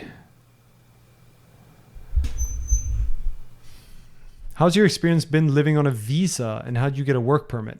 The work permit I got, so what happened was I did my PhD in the US, and after your PhD, you can do what's known as practical training. So you get a practical training visa, and that lets you work for 1 to 3 years on that student visa, which makes it easier for companies to hire you and see how you do, because they don't have to sponsor the visa. And then after I joined Amazon, they then immediately started applying for an H-1B for me. And I got that like a year later or something. And that process wasn't too bad. For smaller companies, that's more annoying. If they're not used to sponsoring visas, then that's a whole hassle. I did not like being on a visa. I think it sucks. It's one of the reasons why I moved back to Norway, is so that I don't have to be on a visa, and certainly not an employer-sponsored one. It puts you at a disadvantage to the company for sure. But in addition, it puts a bunch of restrictions on what you can do with your spare time. Like for me, I really wanted to open a Patreon, for example. Not allowed. I wanted to do some Rust consulting. Not allowed. It's just, there's a bunch of things that you're just not allowed to do when you're on one of those visas. And that was very, very frustrating.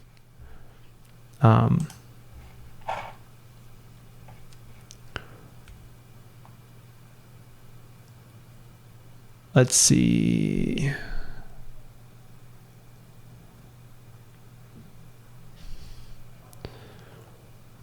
I'm scrolling through here. Are you still learning the piano? How's it going? No, well, I I was a little bit, but my piano stayed in LA, and I sold it in LA. And I haven't bought one here yet, and I don't really know where it would go. The apartment is a little too small, but I do have, this is a guitar that I bought many years ago in London, and I found it when I came home just like a few weeks ago. So maybe I'll now try to learn the guitar again. I don't know.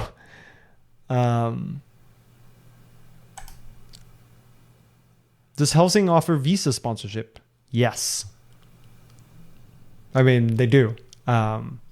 There's some restrictions on because they work with like the military for different governments, and so that there are all these requirements coming from there where there are certain passports and dual citizenship statuses that they cannot hire. Like they're just not allowed because of the clients that they have. So there are a couple of restrictions in that way. But as long as those don't apply to you, they do offer visa sponsorship. And I think they offer relocation too. So you don't have to currently be in Europe, but you will have to move to Europe if you're not in Europe.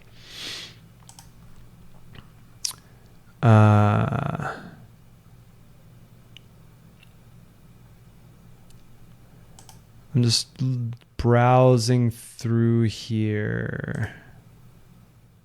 Are you interested in joining Rust meetups in Oslo? I already answered that one, but yes, I am. I'm just waiting for the next one to be scheduled.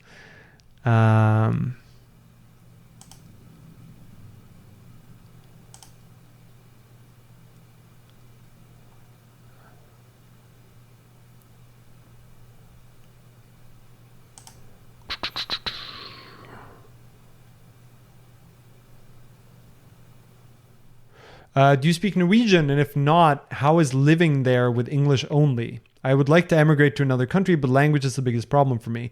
I do speak Norwegian. I'm from Norway myself, but my partner does not. And I think she's found it surprisingly easy. Like everyone speaks English here. And there's a surprising number of people now just walking around the streets for the past month or so that are also English speakers, like just speaking English on the street. The main places where you might have problems is like if you travel far outside the cities, or if you talk to much older people, they might be less comfortable speaking English. But in general, people are pretty excited to speak English here too. They speak it pretty well. So you won't have too many problems with English only here.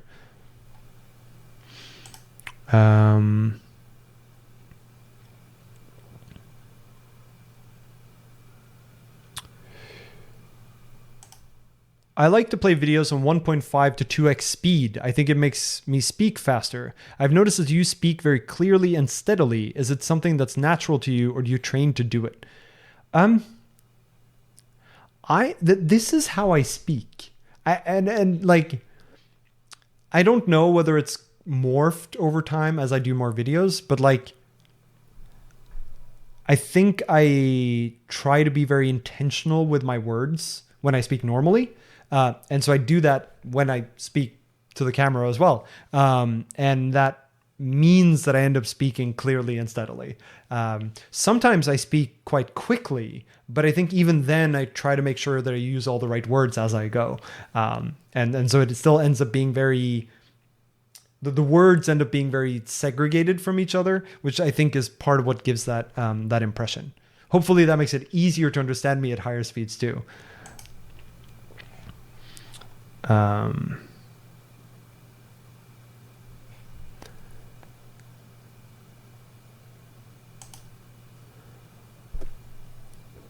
Let's see. I'm getting down to like the 4 vote questions.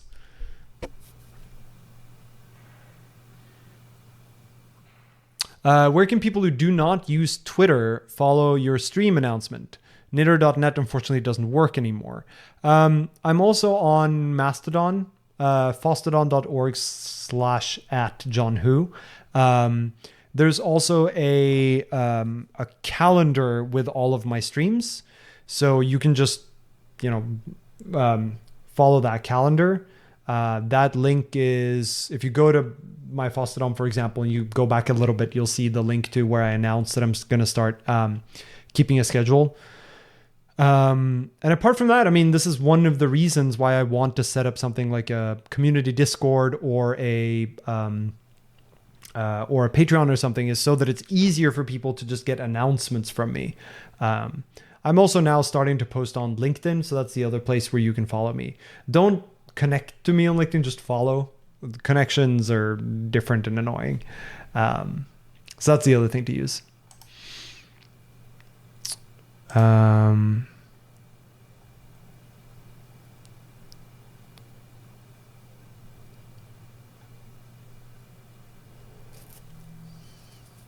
Let's see.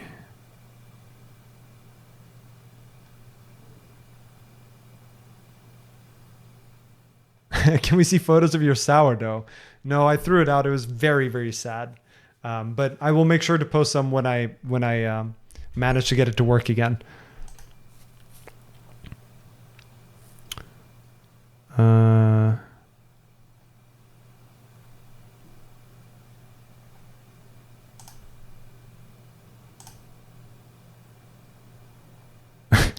Me dumb, how me get smart? It's a good question. All right. This list of questions is now very long. One of them just says, how are you doing? Which is a good question. I'm doing well, thank you. I'm trying to look for the ones that have been asked recently that are the ones from chat. Just to serve the people in chat here better.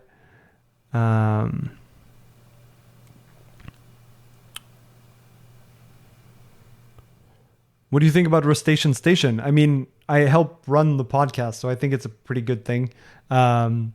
Recently, I haven't done too many episodes on it because of the move and everything, but I'm hoping to get back to that.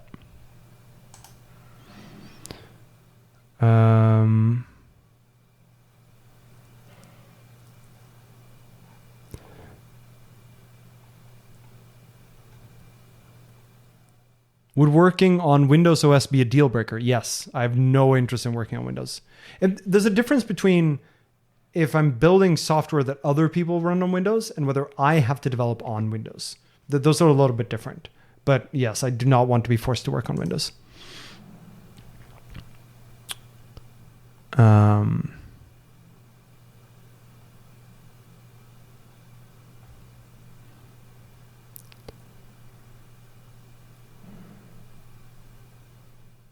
How would you compare working in the US versus Norway? Would you recommend it for a Norwegian? I think it was really valuable for me to work in the US for a few years. Like, it's not as though I would undo my time there. It is more that it's not where I would want to be long term. I don't know that I would. So I would very much recommend working in the US for a little bit if you can. At the same time, like, I don't really like the US, and you would have to put up with working on the US for a bit, which is it worth it? Hard to say. I would probably work for a European company instead, whether remote or in that country. All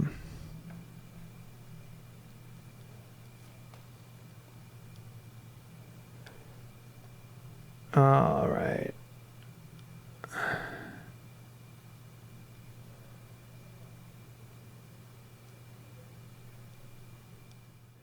Which NeoVim front-end or UI do you use with Wayland? And if it's not GNVim, have you tried it? I don't use a front-end GUI. I use the terminal UI. So I launch Alacrity, I have Tmux running it, and then I run NVim directly in my terminal. It's the only UI I've ever wanted to use.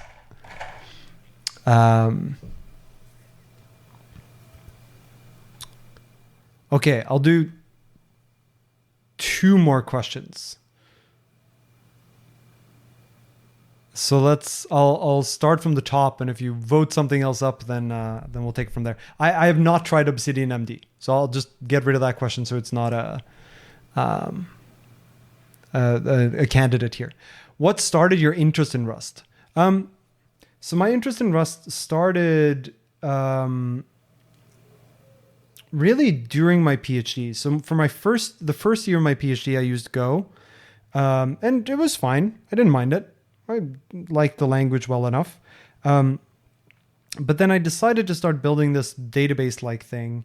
And, I knew it was going to be high performance, low latency. I knew I was going to need to do a bunch of memory tricks.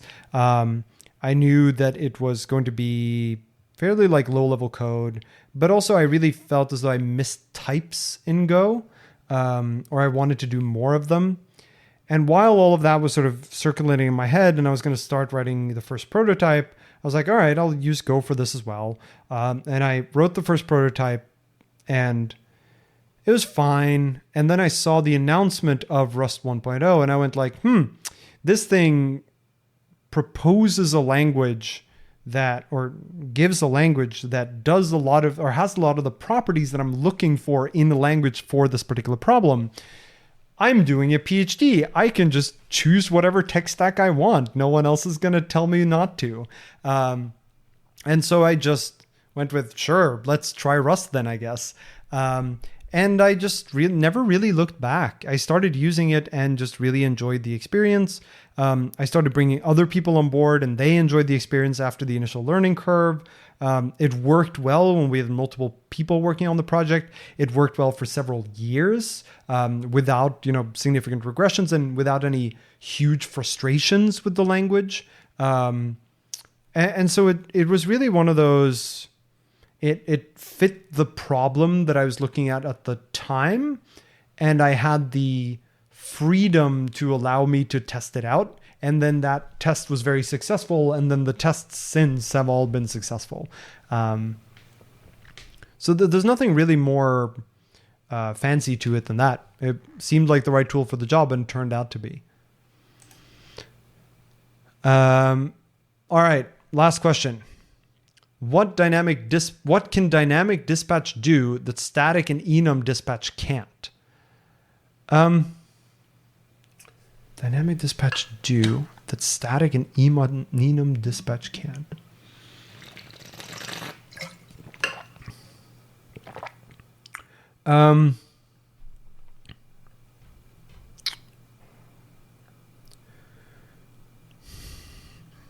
It depends what you mean by can do.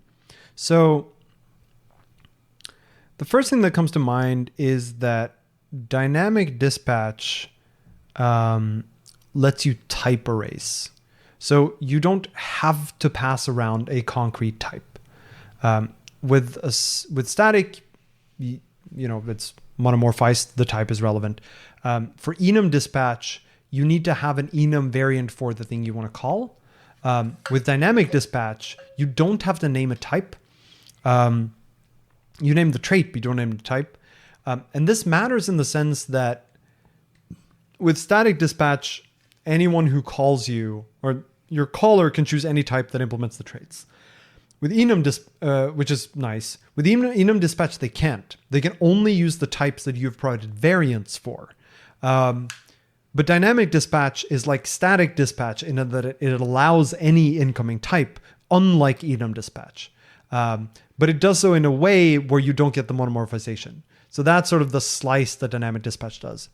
The other thing that it does is dynamic dispatch can give branchless dispatch, which I don't think you can do with enum dispatch. So with an enum dispatch, if you want to call a method on the inner thing, you need to match on the enum discriminant before you dispatch, which means you have to branch in the CPU, which means you have to rely on the branch predictor, which is usually pretty good, but it's an indirection anyway. With dynamic dispatch, there's still an indirection, but it's a virtual function call, which means there's no branching. You just load and jump, or load and call. And usually that doesn't matter, but in particularly hot loops, that difference can end up making a big difference, especially if the branch predictor turns out to not hit very often. So those are the first two that come to mind. Yeah, so as Alice points out in chat too, like enum dispatch is extremely strict orphan rules. Basically, the only types you can use when using enum dispatch are the ones that are declared in the crate that declares the function that is being called or dispatched through. So it's like not open to on any other implementations.